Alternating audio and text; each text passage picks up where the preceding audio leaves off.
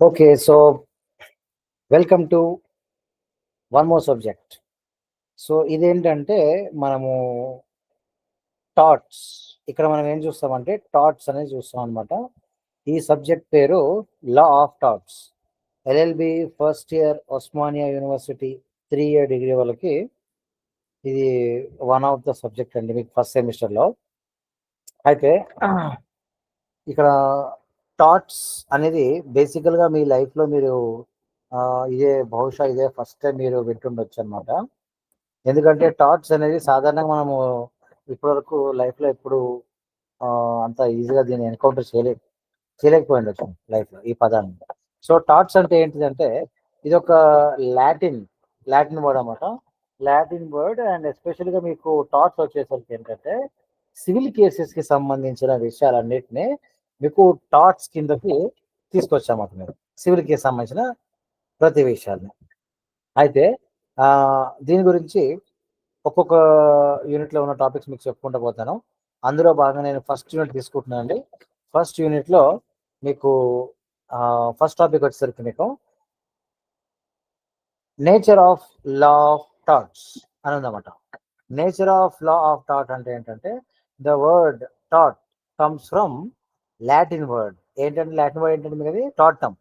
థాటమ్ means twisted కావచ్చు are wrong కావచ్చు. మీరు థాట్ అనే పదానికి అర్థం ఏంటిదంటే జస్ట్ రాంగ్ అని గుర్తుంచుకోండి. సో థాట్ అంటే ఏంటంటే ఇట్స్ అ రాంగ్ఫుల్ యాక్ట్ అన్నమాట. సో రాంగ్ఫుల్ యాక్ట్ అంటే ఏంటంటే మీకు అది ఏదైతే మీకు చట్టపరంగా కానిది ఉంటుందో అది మీకు సివిల్ కాకుండా క్రిమినల్ కాకుండా, అంటే సింపుల్గా చెప్పాలంటే మీరు కొన్ని కేసెస్ ఉంటాయండి. మీకు కొన్ని కేసెస్లో మీకు అది క్రిమినల్ కేసు కాదనమాట. మనం చేసిన తప్పు అనేది అది క్రిమినల్ నేచర్తో కాకోకుండా సివిల్ నేచర్తో ఉంటుంది చూసుకోండి, దాన్ని థాట్ అని చెప్తారన్నమాట. అయితే కొన్ని ఎలా ఉంటాయంటే కొన్ని విషయాల్లో కొన్ని నేరాలు అది సివిల్ నేచర్ ఉంటుంది and at the same time criminal nature కూడా ఉంటుంది అన్నమాట. ఎగ్జాంపుల్ మీరు చూసుకుంటే డిఫెమేషన్ ఎగ్జాంపుల్ తీసుకోండి. డిఫెమేషన్ అనేది మీకు criminal as well as civil అనమాట. అదొక థాట్ అనమాట. అయితే క్రిమినల్ అంటే ఏంటి, సివిల్ అంటే ఏంటి ఎగ్జాంపుల్ చెప్పాలంటే క్రిమినల్ అంటే ఏంటంటే మీకు జైలు శిక్ష పడేదాన్ని అట్లాంటి నేరాల్ని క్రిమినల్ అని చెప్తారు. అట్లా కాకోకుండా కేవలం పెనాల్టీస్ కంపన్సేషన్ ఇస్తారు కదండి, అలాంటి నేరాల్ని సివిల్ కేసులు అని చెప్తారన్నమాట.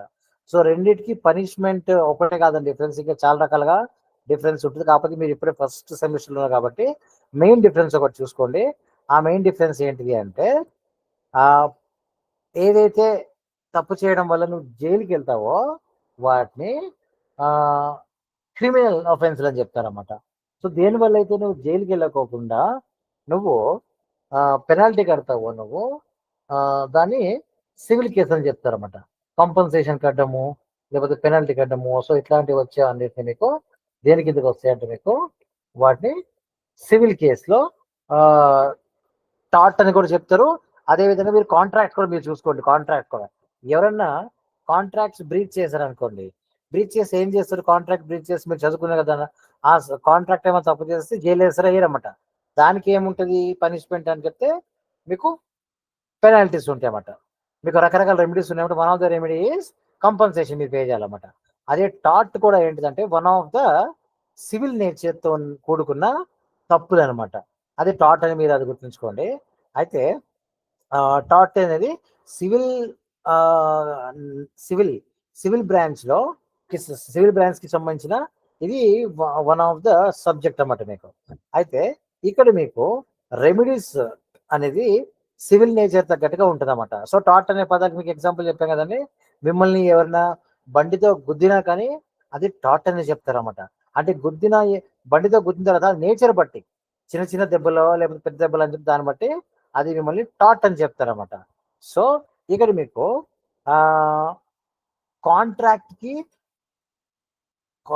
కాంట్రాక్ట్లో మీరు రాసుకున్నప్పుడు మీకు ఆ కాంట్రాక్ట్ని బ్రీచ్ చేస్తే దానికి తగ్గట్టుగా మీకు పనిష్మెంట్స్ ఉంటాయి అన్నమాట. రెమెడీస్ ఎలా ఉంటాయి మీకు అది మీకు చెప్పాను ఇప్పుడు. ఏమని మీకు డబ్బులు కట్టాల్సి వస్తుంది కాంట్రాక్ట్ మీరు బ్రీచ్ అవుతాయి. అదేవిధంగా థాట్ కూడా వచ్చేసరికి మీకు డబ్బులే కట్టాల్సి వస్తుంది మీరు. కానీ అదే మీరు క్రిమినల్ విషయం వచ్చేసరికి మీకు ఏం చేస్తారు, మీరు చేసిన తప్పుకి డబ్బులు కట్టనదు జైలు వెళ్తారన్నమాట మీరు. అయితే మరి అట్లయితే క్రిమినల్ అనేది క్రిమినల్గా చేసిన తప్పుకి జైల్లో వెళ్ళినప్పుడు, కాంట్రాక్ట్లో చేసిన తప్పుకి నువ్వు జైల్లో కాకుండా కంపల్సరీ కట్టినప్పుడు మరి టాట్ ఎందుకు వచ్చింది మధ్యలో అని చెప్తే డిఫరెన్స్ ఏంటిదంటే, నీకు కాంట్రాక్ట్ అనేది నువ్వు కాంట్రాక్ట్ ద్వారా రాసుకున్న కాంట్రాక్ట్ ద్వారా ఉత్పన్నమైన ఆ కేసు అనేది ఎలా ఉంటుంది అంటే అది నువ్వు రాసుకుంటావు, నువ్వు ముందే రాసుకొని అంటే నువ్వు ముందే రాసుకొని అగ్రిమెంట్ రాసుకొని దాన్ని బట్టి ప్రొసీడ్ అయ్యి అప్పుడు తప్పు చేస్తే కాంట్రాక్ట్ అని చెప్తారన్నమాట.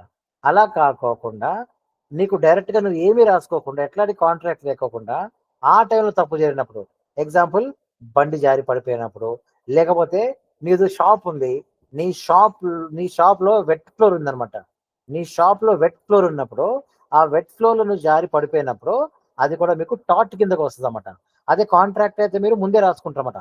అందుకే చెప్తున్నాను, సివిల్ నేచర్లో మీకు చేసిన తప్పుకి పనిష్మెంట్ అనేది మీకు జైలు ఉంటుంది. అదే నీకు కాంట్రాక్ట్లో వచ్చేసరికి జైలు ఉండదు. అదే కాంట్రాక్ట్లో టాట్లో కూడా మీకు జైలు ఉండదు అన్నమాట.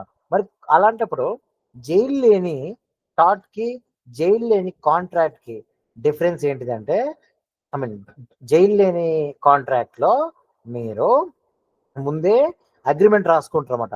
ఆ అగ్రిమెంట్ని బ్రీచ్ చేస్తే కాంట్రాక్ట్ అని చెప్తారు, అదొక సివిల్ కేసు అన్నమాట.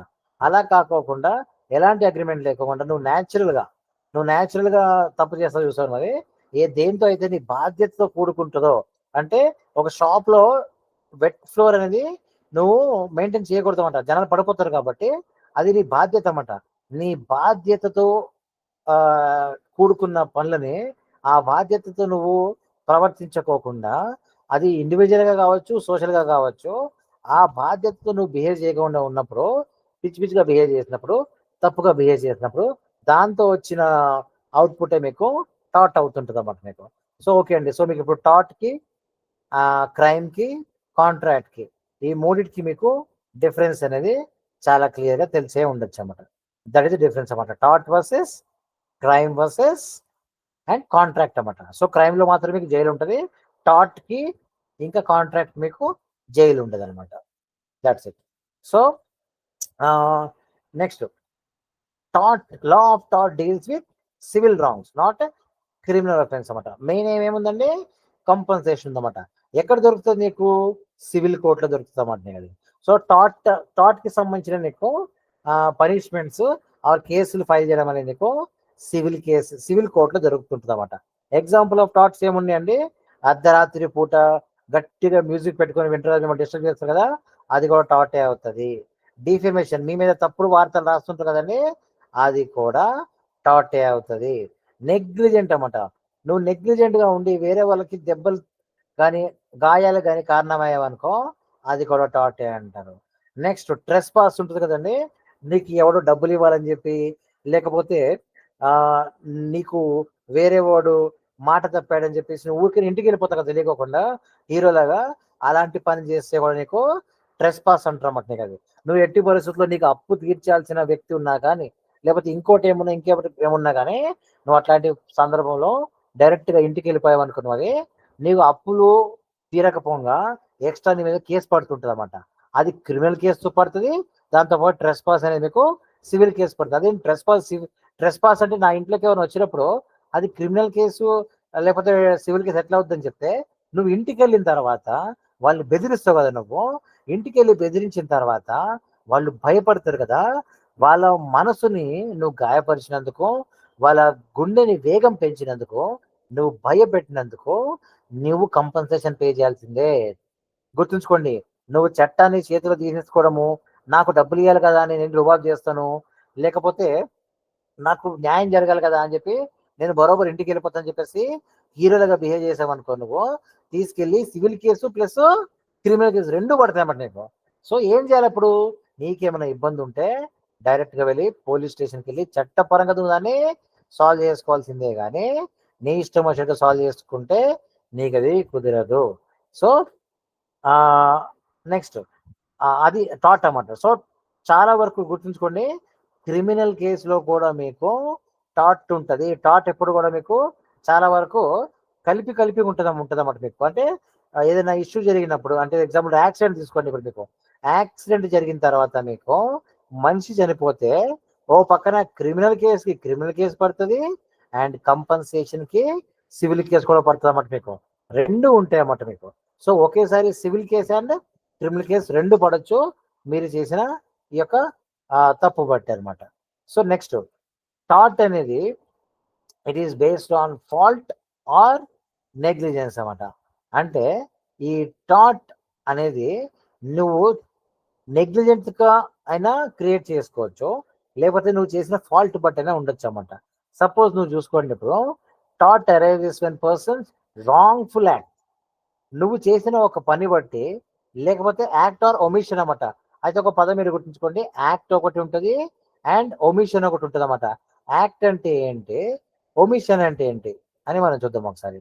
సో యాక్ట్ అంటే ఏంటి, ఒమిషన్ అంటే ఏంటి అంటే, యాక్ట్ అంటే నువ్వు ఏమైతే నువ్వు చెయ్యకూడని పని చేస్తావో దాన్ని యాక్ట్ అని చెప్తారన్నమాట, రాంగ్ఫుల్ యాక్ట్ అని చెప్తారన్నమాట. అదే ఒమిషన్ అంటే ఏంటిదంటే, నువ్వు చేయాల్సిన పనిని చేయకుండా వదిలేస్తావు కదా అది.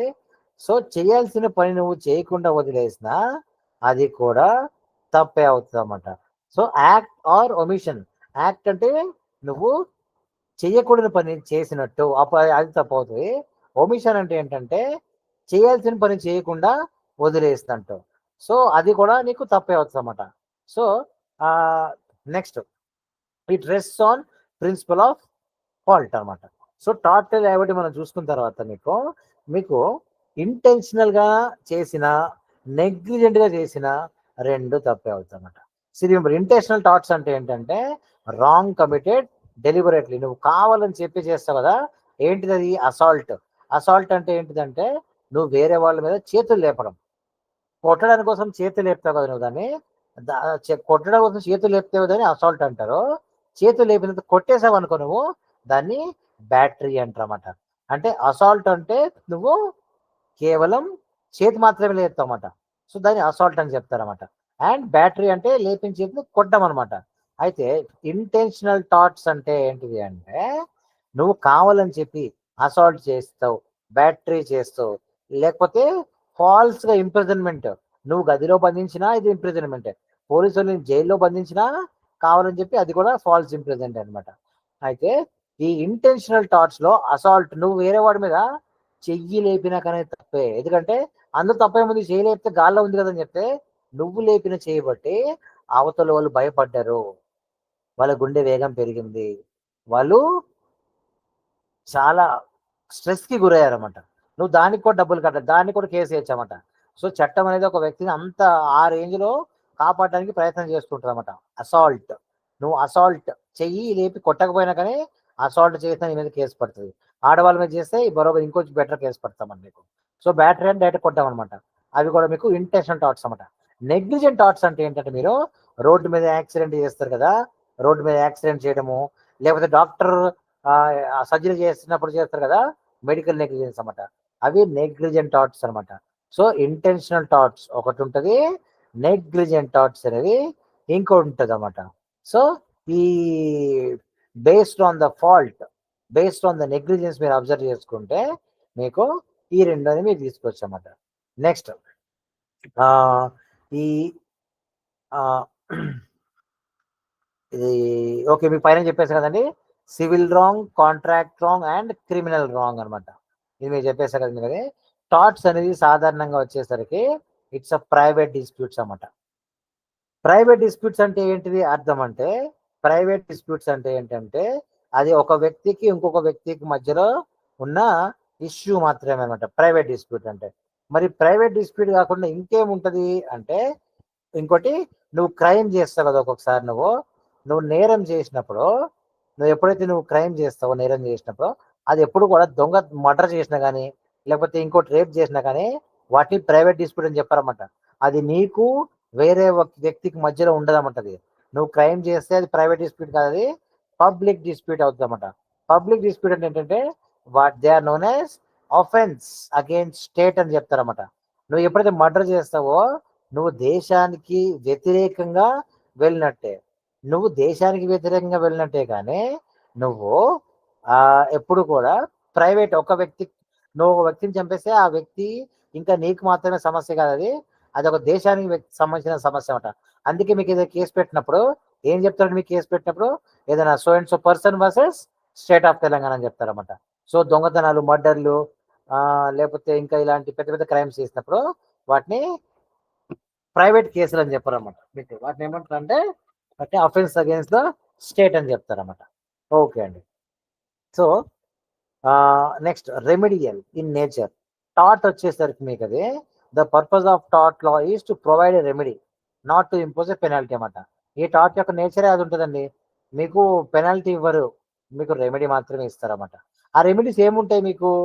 ఐ మీన్ ఏముంటాయి? డ్యామేజెస్. ఐ మీన్ మీకు ఇంపోజ్ పెనాల్టీ అంటే జైలు వేయడం అట్లా ఉండదు కదా మీకు. మీకు ఏముంటాయి అంటే మీకు అది ఇంజంక్షన్ ఆర్డర్స్ వస్తుంటారన్నమాట. ఇంజంక్షన్ ఆర్డర్ అంటే ఏంటంటే ఇక్కడ మీకు ఇక్కడ ఇంజంక్షన్ ఆర్డర్ అంటే ఏంటంటే మీరు గుర్తు, ఇంజంక్షన్ ఆర్డర్ ఏంటంటే to stop doing something or to order to do something అనమాట. అంటే ఏంటంటే ఏదైనా పని జరిగినప్పుడు నువ్వు ఏదైనా తప్పు నువ్వు ఇంజంక్షన్ ఎప్పుడు తెచ్చుకుంటావు? అది నువ్వు పలానా పనిని ఆపడానికి కోసమైనా తెచ్చుకుంటావు ఆర్డర్, దాన్ని టు స్టాప్ అని చెప్తారన్నమాట.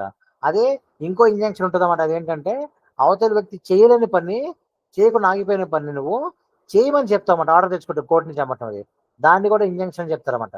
సో ఇంజంక్షన్ అంటే ఏంటిదంటే మీకు ఇక్కడ మీకు ఒక వ్యక్తిని చేయమని బలవంతం చేస్తుంది కోర్టు, లేకపోతే చేయలేని దాన్ని నీకు చేస్తున్న దాన్ని ఆగమని చెప్తుంది అన్నమాట. సో నీ యొక్క ప్రాపర్టీలోకి ఎవరైనా వచ్చారనుకోండి, ఇంజంక్షన్ తీసుకొస్తామంటే ఎందుకని రావద్దని చెప్పి తీసుకొస్తామంటే కదా. మళ్ళీ అదే ఇంజంక్షన్ ఎప్పుడు వస్తుంటే కదా, నీకు ఒక ఆఫీసర్ ఏమైనా ఇవ్వట్లేదు అనుకోండి, మీకు అది ఇవ్వలేనప్పుడు అప్పుడు వాళ్ళని చేయమని చెప్తారు అన్నమాట పని అన్నమాట. అదొక రకమైన ఇంజంక్షన్ ఆర్డర్ అన్నమాట. సో నెక్స్ట్ అయితే టాట్ లో వచ్చేసరికి మీకు డ్యామేజెస్ అనమాట.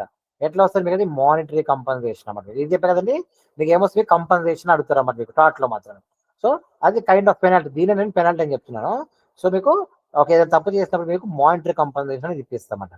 తర్వాత నెక్స్ట్ వస్తుంది మీకు అది రెస్టిట్యూషన్. రెస్టిట్యూషన్ అంటే ఏంటంటే మీకు అది restoring the injured persons position. Restitution అనేది అంటే ఇది వరకు ఎలాగుందో ఆ విధంగానే దాన్ని సెట్ చేసి ఇచ్చేయమని చెప్తారన్నమాట. దాన్ని రెస్టిట్యూషన్ అని చెప్పి చెప్తారన్నమాట. ఎలా ఉందో అలాగే మళ్ళీ వాళ్ళకి ఇచ్చేయాలన్నమాట. దాన్ని రెస్టిట్యూషన్ అని చెప్పి చెప్తారన్నమాట. సో దిస్ ఈజ్ అబౌట్ టాట్ అన్నమాట. మనం టాట్ అనే దాన్ని మనము చూసుకుంటూ వెళ్తున్నాం మనం ముందు ముందుకి.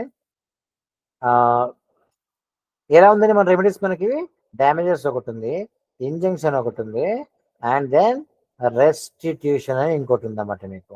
సో ఏముంది మీకు అంటే to make the victim whole again అట్లాగనమాట. సో ఇది విక్టిమ్ కి నువ్వు ఈ విధంగా హెల్ప్ చేయడం కోసం అనేది నీకు టాట్ అనేది ఉందన్నమాట ఇక్కడ మీకు. సో నెక్స్ట్ ఇదే టాట్ లో మీకు ఏంటిది బేసిక్ కామన్ ప్రిన్సిపల్స్ అన్నమాట. ఏంటి మీకు టాట్ లో బేసిక్ కామన్ ప్రిన్సిపల్స్ ఏంటిది అంటే మీకు టాట్ లో ఈ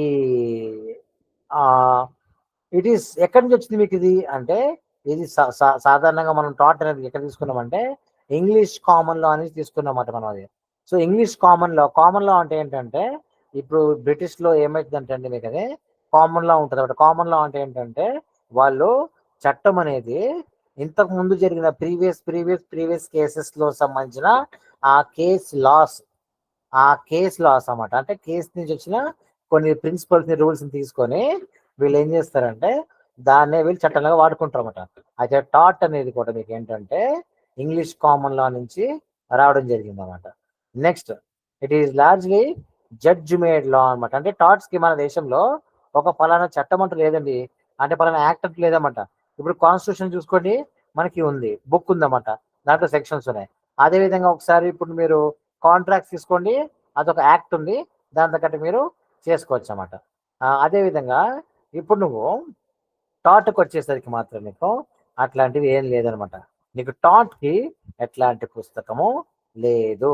అవన్నీ మీకు డైరెక్ట్గా ఏమున్నాయి అంటే టాట్ అనేది మీకు మనము ప్రీవియస్ జడ్జ్ గారు ప్రీవియస్ టైంలో ఇచ్చిన చట్టాలు ఏమైతే ఉన్నాయో, జడ్జిమెంట్లు ఏమైతే ఉన్నాయో దాన్ని బట్టి మనము ఒక అండర్స్టాండింగ్ వచ్చి దాన్ని మనం ఫాలో అవుతుంటాం అన్నమాట.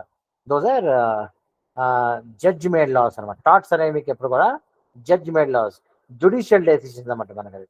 నెక్స్ట్ ఇప్పుడు మన ఇండియన్ కోర్ట్స్ అనేవి ఏం చేశాయంటే అండి, ఆ పైన ఉన్న ఇంగ్లీష్ కామన్ లా నుంచి, జడ్జిమెంట్ లాస్ నుంచి, జడ్జి ఇచ్చిన లాస్ నుంచి మెల్లిమెల్లిగా టాట్స్ అనేవి డెవలప్ చేసుకున్నమాట. అయితే మనకి టాట్స్ అనేవి వచ్చేసరికి ఇనిషియల్గా మీకు ఎలా ఉంటాయంటే కన్జ్యూమర్ ప్రొటెక్షన్ ఉందండి, తర్వాత ఎన్విరాన్మెంట్, ఇవి కూడా టాట్స్ లాగా ఉండేమాట. కానీ ఏమైందంటే మన దేశంలో టాట్స్కి ప్రత్యేకంగా ఒక యాక్ట్ అంటూ ఏం లేదు. కానీ కాలం గడిచే కొద్ది ఏమైందంటే మనము టాట్స్ని కొంచెం డివైడ్ చేసుకున్నాం. ఎలా డివైడ్ చేసుకున్నాము మనము అంటే, టాట్స్లో మీకు మోటార్ వెహికల్ సంబంధించిన ఇష్యూస్ ఉన్నాయనుకోండి, వాటిని మనము ఒక డివైడ్ చేసి మోటార్ వెహికల్ యాక్ట్ అని చెప్పి అదొకటి పెట్టుకున్నాము. అదేవిధంగా ఒక షాప్ వాడు నేను మోసం చేస్తే, ఒక కన్జ్యూమర్ నేను మోసం చేస్తే నీకు కన్జ్యూమర్ ప్రొటెక్షన్ లాస్ అని చెప్పి ఒకటి వచ్చాయన్నమాట. ఇక కన్జ్యూమర్ ప్రొటెక్షన్ లాస్ అని చెప్పి ఏం చేస్తారంటే వీళ్ళు అది సెపరేట్ చట్టం చేశారన్నమాట. అంటే మన దేశంలో టాట్స్ అనేవి సాధారణంగా మొత్తం అంతా నీకు యాక్ట్స్ రూపంలో లేవు, కానీ చాలా వరకు మాత్రం వీళ్ళు ఇనిషియల్గా నీకు అన్ని టాట్స్ లాగే కోడిఫైడ్, దీని ఏమంటారు వీటిని కోడిఫైడ్ రూపం, కోడిఫైడ్ అని చెప్తారన్నమాట. మనకి కోడిఫైడ్ రూపంలో లేకపోయి, కోడిఫైడ్ మీకు చెప్పాను కదండి ప్రీవియస్ సబ్జెక్ట్ మీకు చెప్పాను. కోడిఫైడ్ అంటే ఏంటంటే మీకు ఒక ప్రత్యేకంగా పుస్తకం ఉంటుంది, కాంట్రాక్ట్ లా అనమాట. మీరు కాంట్రాక్ట్ లో చూసుకుంటే కోడిఫైడ్ పుస్తకం అన్నమాట. అందులో మీకు ప్రతి ఒక్క చట్టం గురించి మీకు సెక్షన్స్ రూపంలో మీకు చెప్పేసి ఉంటుంది అనమాట. దాన్ని కోడిఫికేషన్ అని చెప్తారన్నమాట. ఆ టాట్ మాత్రం మనకు అలాగే కోడిఫికేషన్ కాదు, కానీ ఇనిషియల్ గా వచ్చేసరికి అన్ని టాట్స్ లాగే మనం చూసేవాళ్ళం అనమాట. ఆ తర్వాత అన్ని జడ్జిమెంట్ లాగా కోడిఫికేషన్ లాగా ఉంటే బాగోదని చెప్పేసి ఇక కన్జ్యూమర్ ప్రొటెక్షన్ ని, ఎన్విరాన్మెంటల్ లాని, తర్వాత మోటార్ వెహికల్ యాక్ట్ ఇట్లాంటి వాటిని, యాక్సిడెంట్ సంబంధించినవి అన్ని సెపరేట్ గా కోడిఫై చేసి ఏం చేశారంటే వాటిని సెపరేట్ గా మనం యాక్ట్స్ లాగా రూపం చేసుకున్నమాట. అయితే మిగతా ఏమైతే ఉన్నాయో ఆ మిగతావి మాత్రం ఈ రోజు వరకు మనకి ఏంటిదంటే కోడిఫైడ్ లేకోకుండా డైరెక్ట్ గా మనకి జడ్జ్ బేస్ రూల్స్ లాగానే ఉండిపోయాయి అన్నమాట మనకి అది. సో టాట్స్ కి ఎప్పుడు కూడా ఏంటంటే మొత్తం అంతా కోడిఫికేషన్ లేదని గుర్తుంచుకోండి. కొన్ని విషయాలు మాత్రమే మనం కోడిఫై చేసుకున్నాము, మిగతావన్నీ టాట్స్ అన్నమాట. అందుకని టాట్స్ కి ఎప్పుడు కూడా there is no codification concept. Next independent of contract వచ్చేసరికి టాట్స్ అరైజ్ ఇండిపెండెంట్లీ. అంటే అంటే కాంట్రాక్ట్ కి సంబంధించింది ఇది కాదన్నమాట. అంటే ఇక్కడ కాంట్రాక్ట్ అనేది నువ్వు రాసుకొని ఒక అగ్రిమెంట్ చేసి ఇలా చేయి అని రాసుకుంటామట. అలా చేయకపోతే నువ్వు కోర్టుకు వెళ్తావు అనమాట.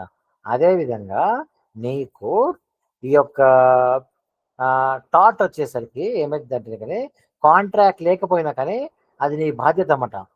అంటే ఏంటి, నీకు మీ ఇద్దరు వ్యక్తులు కాంట్రాక్ట్ రాసుకుంటారు అనుకోండి, అది కాంట్రాక్ట్ తగ్గట్టుగా బిహేవ్ చేస్తే అది ఓకే, లేకపోతే ఏం చేసి కోర్టుకు వెళ్తావు, నాకు కంపన్సేషన్ ఇవ్వమని చెప్తావు.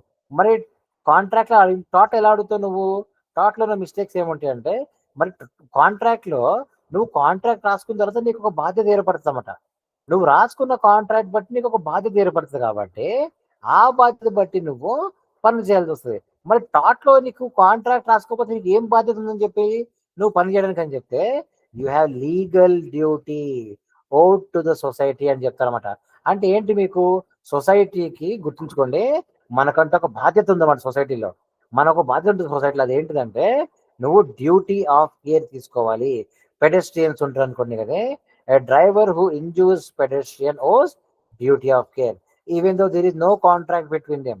నువ్వు కార్ డ్రైవింగ్ చేస్తున్నావు, పెడెస్ట్రియన్ నువ్వు ఇంజూర్ చేసావు, ఇంజూర్ చేసినప్పుడు నాకేమైనా బాధ్యత వీటిని చూసుకోవాల్సిందని చెప్పి నువ్వు అడ్డంగా మాట్లాడావనుకో, దాన్ని ఏమంటారంటే అవును బాధ్యతే, నీకంటే ఒక లీగల్ డ్యూటీ ఉంది, ఆ లీగల్ డ్యూటీ తగ్గట్టుగా నువ్వు బిహేవ్ చేయాలి. ఆ బాధ్యత నీకుంది. ఆ బాధ్యత ఎప్పుడైతే నువ్వు విస్మరిస్తావో, నువ్వు ఇంజూర్ చేసిన ఆ టైంలో ఎస్ నువ్వు డ్యూటీ ఆఫ్ కేర్ నీకుంది, నువ్వు కేర్ తీసుకోవాలి, ఎవరిని గుద్దకుండా నువ్వు వెళ్ళాలి. కానీ గుద్దావు కాబట్టి అది టాట్ అవుతుంది అని గుర్తుంచుకోండి. సో టాట్ అనేది ఏంటంటే కాంట్రాక్ట్తో నువ్వు కంపేర్ చేసుకుంటే, కాంట్రాక్ట్ నువ్వు కాగితం మీద రాసుకొని నీ బాధ్యత ఇదని చెప్పి చెప్తావు, కానీ టాట్లో నువ్వు కాంట్రాక్ట్ రాసుకోవట్లేదు, ఎవరి బాధ్యత నువ్వు రాసుకోవట్లేదు, కానీ ఇక్కడ నీకు legal duty oh to society. సొసైటీలో నువ్వు పుట్టంగానే నువ్వు ఈ సొసైటీలో ఉంటున్నావు అంటే నీకు ఒక బాధ్యత ఉంటుంది అన్నమాట. ఆ బాధ్యత ప్రకారంగా నువ్వు మలుచుకోవాల్సి, ఆ బాధ్యత బట్టి నువ్వు మలుచుకోవాల్సి వస్తుంది అన్నమాట. అదే నీకు ఇక్కడ డ్యూటీ అన్నమాట. ఆ డ్యూటీ ఎప్పుడైతే నువ్వు బ్రీచ్ చేస్తావు అప్పుడు నీకు ఇబ్బంది ఏర్పడుతుంది అన్నమాట. టాట్ లైబిలిటీ అన్నమాట. So that's it. నెక్స్ట్ ఇక్కడ టాట్లో ఏం చేస్తారంటే అండి, ఎవరైతే తప్పు చేస్తారో ఆ రాంగ్ డూని ఏమంటారు టాట్లో మీకు టాట్ ఫీజర్ అని చెప్తారన్నమాట. Tortfeasor must compensate the injured person అన్నమాట. ఇక్కడ టాట్ law imposes liability of breach of legality. So ఇక్కడ ఎవరండి వాళ్ళు తప్పు చేసిన వాళ్ళు ఏమంటారు కానీ టాట్ ఫీజర్ అనమాట. నీకున్న బాధ్యత ఇచ్చింది ఎప్పుడైతే నువ్వు చేయకపోతావో దాని నీకు నేను రాంగ్ డూర్ అంటారు, నేను టాట్ ఫీజర్ అని చెప్తారన్నమాట. సో అప్పుడు నువ్వు కంపెన్సేషన్ ఇవ్వాల్సింది ఇంజూర్డ్ పర్సన్కి. అయితే లయబిలిటీ కెన్ అరేజ్ ఎట్లా వస్తుంది లయబిలిటీ అనేది, ఒకటేమో ఫాల్ట్ బేస్డ్ లయబిలిటీ ఉంటుంది, ఇంకోటి ఏమో స్ట్రిక్ట్ లయబిలిటీ ఉంటుంది, ఇంకోటి నీకు అబ్సల్యూట్ లయబిలిటీ ఉంటుంది. ఏంటిది స్ట్రిక్ట్ లయబిలిటీ అంటే ఏంటి, అబ్సల్యూట్ లయబిలిటీ అంటే ఏంటి, ఫాల్ట్ బేస్డ్ లయబిలిటీ అంటే ఏంటి మీకు చెప్తాయి చూసుకోండి. Strict liability and absolute liability అనేది వెరీ వెరీ వెరీ ఇంపార్టెంట్ అండి. మీ కెరియర్ మొత్తానికి ఇవే పనికి వస్తుంది. రేపు పొద్దున మీరు ఎల్ఎల్బి రాయడం కోసం ఏబి ఎగ్జామ్ రాసినప్పుడు కూడా వీటి గురించి ఉంటుంది. అండ్ మీరు కేసు రేపు పొద్దున లాయర్ అయ్యి కేసు ఫైట్ చేయాల్సిన టైంలో కూడా మీకు strict liability and absolute liability అనే విషయం మీరు తెలుసుకోవాల్సి వస్తుంది అన్నమాట. అయితే మనం 3 రకాల లయబిలిటీ కోసం చూద్దాం ఒకసారి. ఫస్ట్ ఇప్పుడు మనము ఫాల్ట్ బేస్డ్ లయబిలిటీ అని చూసామండి. ఫాల్ట్ బేస్డ్ లయబిలిటీ అదేంటో మీకు తెలుసు. నువ్వు ఇంటెన్షనల్గా తప్పు చేసినప్పుడు, నెగ్లిజెంట్గా నువ్వు తప్పు చేసినప్పుడు వాటిని ఫాల్ట్ బేస్డ్ లయబిలిటీ అని చెప్తారన్నమాట. నువ్వు నెగ్లిజెంట్గా తప్పు చేసినా, ఇంటెన్షనల్గా తప్పు చేసినా వాటిని ఫాల్ట్ బేస్డ్ లయబిలిటీ అనే చెప్తారు. నువ్వు చేసిన ఫాల్ట్ బట్టి ఉంటుంది అన్నమాట. నెగ్లిజెన్స్ అండ్ ఇంటెన్షనల్ రాంగ్ అన్నమాట ఫాల్ట్ బేస్డ్ లయబిలిటీ. మరి అది కాకుండా స్ట్రిక్ట్ లయబిలిటీ అంటే ఏంటంటే, మీకు ఫస్ట్ ఆఫ్ ఆల్ మీకు ఫాల్ట్ బేస్డ్ లయబిలిటీ అంటే క్లారిటీ వచ్చింది కదండి. మీకు పైన మీకు చూపించే కదా మీకు అది ఫాల్ట్ బేస్డ్ లయబిలిటీ అన్నమాట. సో నువ్వు చేసిన ఫాల్ట్ బట్టి నువ్వు బండి ఎక్కించి వేరే బండి గుద్దడము, లేకపోతే నువ్వు ఒక స్లిప్పరీ నీ షాప్లో స్లిప్పరీ ఫ్లోర్ మెయింటైన్ చేయడము, అలాంటివి నువ్వు చూసుకుంటే ఇప్పుడు ఈ దాని ఫాల్ట్ బేస్డ్ లయబిలిటీ అనమాట. ఇది ఓకే మనం అర్థం చేసుకోవచ్చు, ఇట్స్ వెరీ ఈజీ. మరి స్ట్రిక్ట్ లయబిలిటీ అంటే ఏంటంటే చూడండి, మీ వెంటనే పడుతుంది, మీ లాయర్ అయ్యేంత వరకు మీ టాపిక్స్ మీ దగ్గరే ఉంటాయండి, ఎప్పుడు మీతోనే వస్తుంటాయి. లాయర్ అయిన తర్వాత కూడా మీతోనే ఉంటాయండి ఇవి. అంత ఇంపార్టెంట్ అనమాట strict liability and absolute liability అని చెప్పేసి. స్ట్రిక్ట్ లయబిలిటీ అనేది ఏంటిదంటే where fault is not required. అంటే ఇక్కడ స్ట్రిక్ట్ లయబిలిటీ విషయం వచ్చి మీకు వేరే టాపిక్ ఉంటుంది అన్నమాట. మీకు ఒక స్టోరీ ఉంటుంది అన్నమాట, మీకు మంచిగా స్టోరీ ఉంటుంది, ఆ స్టోరీ మీకు ఎక్స్ప్లెయిన్ చేసి చెప్తాను. అది స్ట్రిక్ట్ లయబిలిటీలో ఒక అద్భుతమైన కేసులా ఉంటుంది అన్నమాట మీకు అది. ఆ కేసులో కొన్ని 100 ఏళ్ల ముందు జరిగిందన్నమాట. అయితే ఈ రోజు వరకు మనము దాని గురించి మాట్లాడుకుంటూ ఉంటాం అన్నమాట. దాన్ని మనము ఈ రోజు వరకు మనం దాన్ని వాడుతూ ఉంటాం. దాన్ని స్ట్రిక్ట్ లయబిలిటీ ఒకటి అండ్ అబ్సల్యూట్ లయబిలిటీ అని చెప్పేసి 2 ఉంటాయి అన్నమాట. ఇది మీకు యూనిట్ నెంబర్ 2లో ఉంటుందండి. మీకు ఇది strict liability and absolute liability అని చెప్పేసి అక్కడ మీకు చెప్పినప్పుడు మీకు ఐడియా వస్తుందన్నమాట. చూసుకోండి, రైలాండ్స్ వర్సెస్ ఫ్లెచర్ అని చెప్పి ఒక స్టోరీ ఉంటుందండి. అదేవిధంగా అబ్సల్యూట్ లయబిలిటీ అని చెప్పి ఇంకో స్టోరీ ఉంటుందండి, MC Mehta versus union of India అని చెప్పేసి. You will become fan of దీ స్టోరీస్ అన్నమాట, చాలా బాగుంటాయి అన్నమాట. దీంట్లోంచి వచ్చిన స్ట్రిక్ట్ లయబిలిటీ ఏంటి, అబ్సల్యూట్ లయబిలిటీ ఏంటి అని చెప్పేసి. Hold your nerves, control your excitement. నేను యూనిట్ నెంబర్ 2లోకి వెళ్ళేసరికి మీకు దీని యొక్క స్టోరీని నీట్గా ఎక్స్ప్లెయిన్ చేస్తాను. తర్వాత ఈ యొక్క అంటే మన లయబిలిటీ అనేది ఫాల్ట్ బేస్డ్ లయబిలిటీ ఒకటి ఉంది, స్ట్రిక్ట్ లయబిలిటీ ఒకటి ఉంది, అబ్సల్యూట్ లయబిలిటీ ఒకటి ఉంది అన్నమాట. అయితే fault based liability basic level, కానీ స్ట్రిక్ట్ లయబిలిటీ అంటే ఏంటంటే నీ తప్పు లేకపోయినా కానీ, నువ్వు ఫాల్ట్ లేకపోయినా కానీ నువ్వు బాధ్యత వహించాల్సిందే. అయితే దీంట్లో కొన్ని ఎక్సెప్షన్స్ ఇస్తారు, పర్లేదు పో తప్పించుకో అని చెప్పి చెప్తారన్నమాట. అబ్సల్యూట్ లయబిలిటీని ఏమంటారంటే అది స్ట్రిక్ట్ లయబిలిటీకి స్ట్రిక్ట్ అన్నమాట. అది స్ట్రిక్ట్కి స్ట్రిక్ట్ని ఏమంటారు అంటే అబ్సల్యూట్ లయబిలిటీ అని చెప్తారన్నమాట. మరి ఏంటి దీని స్టోరీ ఏంటని చెప్తే ఈ 2 కేసెస్ ఎక్స్ప్లెయిన్ చేస్తాను మీకు చెప్తా అండి, అక్కడ మీకు అర్థమవుతుంది అన్నమాట. నెక్స్ట్ టాట్లో ఏంటండి, purpose is compensation not punishment అన్నమాట. పనిష్మెంట్ ఇవ్వడం కాదు, నీకు డబ్బులు ఇప్పించాలన్నమాట. Next protection of legal rights అన్నమాట. సో ఆబ్వియస్గా నీకు టాట్స్లో ఏముంటుందంటే మీకు అది లా ఆఫ్ థాట్ save got several important individuals rights. ఎట్లా అంటే కానీ right to property, right to reputation. అంటే నీ ప్రాపర్టీలోకి ఎవరైనా వచ్చారనుకోండి, దౌర్జన్యం చేసి వచ్చినా, నీ పర్మిషన్ లేకుండా వచ్చినా, అప్పుడు దాన్ని ఏమంటారంటే ట్రెస్ పాస్ అండ్ న్యూసెన్స్ అని చెప్తారన్నమాట.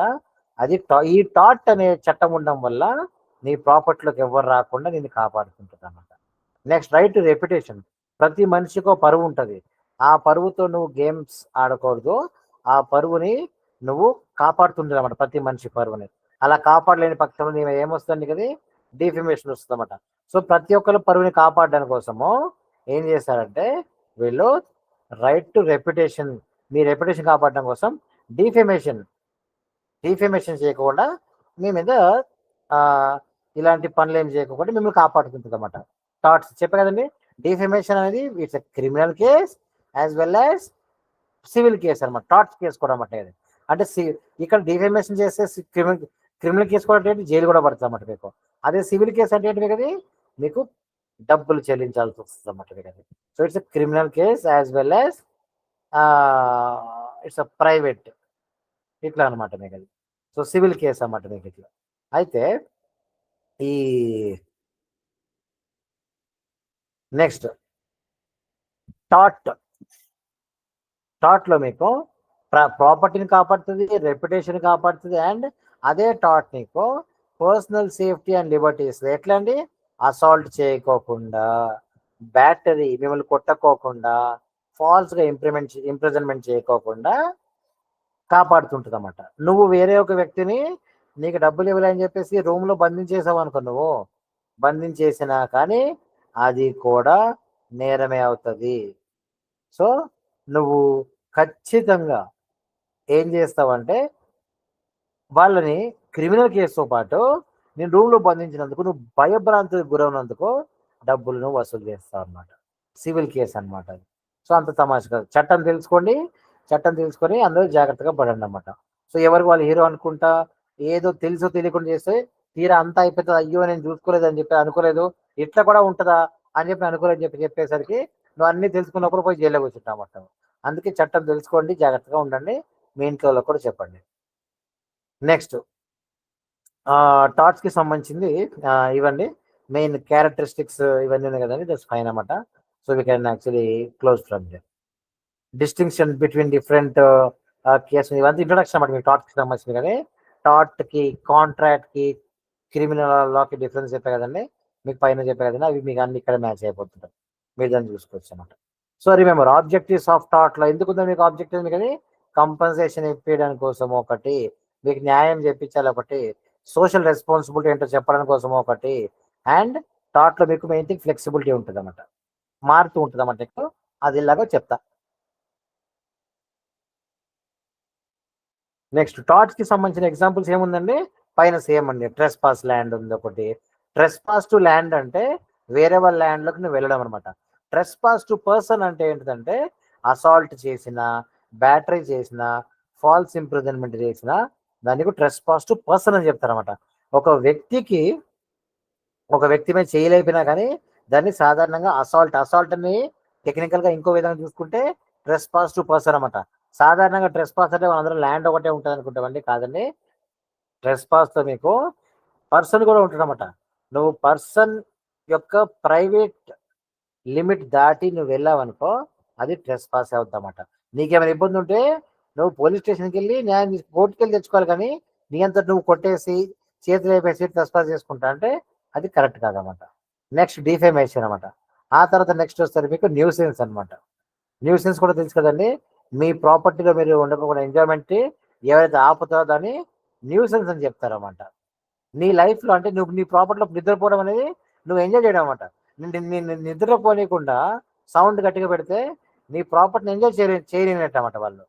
అదేవిధంగా రకరకాలుగా నీ ప్రాపర్టీలో చెత్త వేశారనుకోండి, అది కూడా మీకు సాధారణంగా మీకు చెత్త వేసినా కానీ మీకు ఏమొద్దు అంటే మీకు అది ట్రెస్ పాస్ అవుతామట.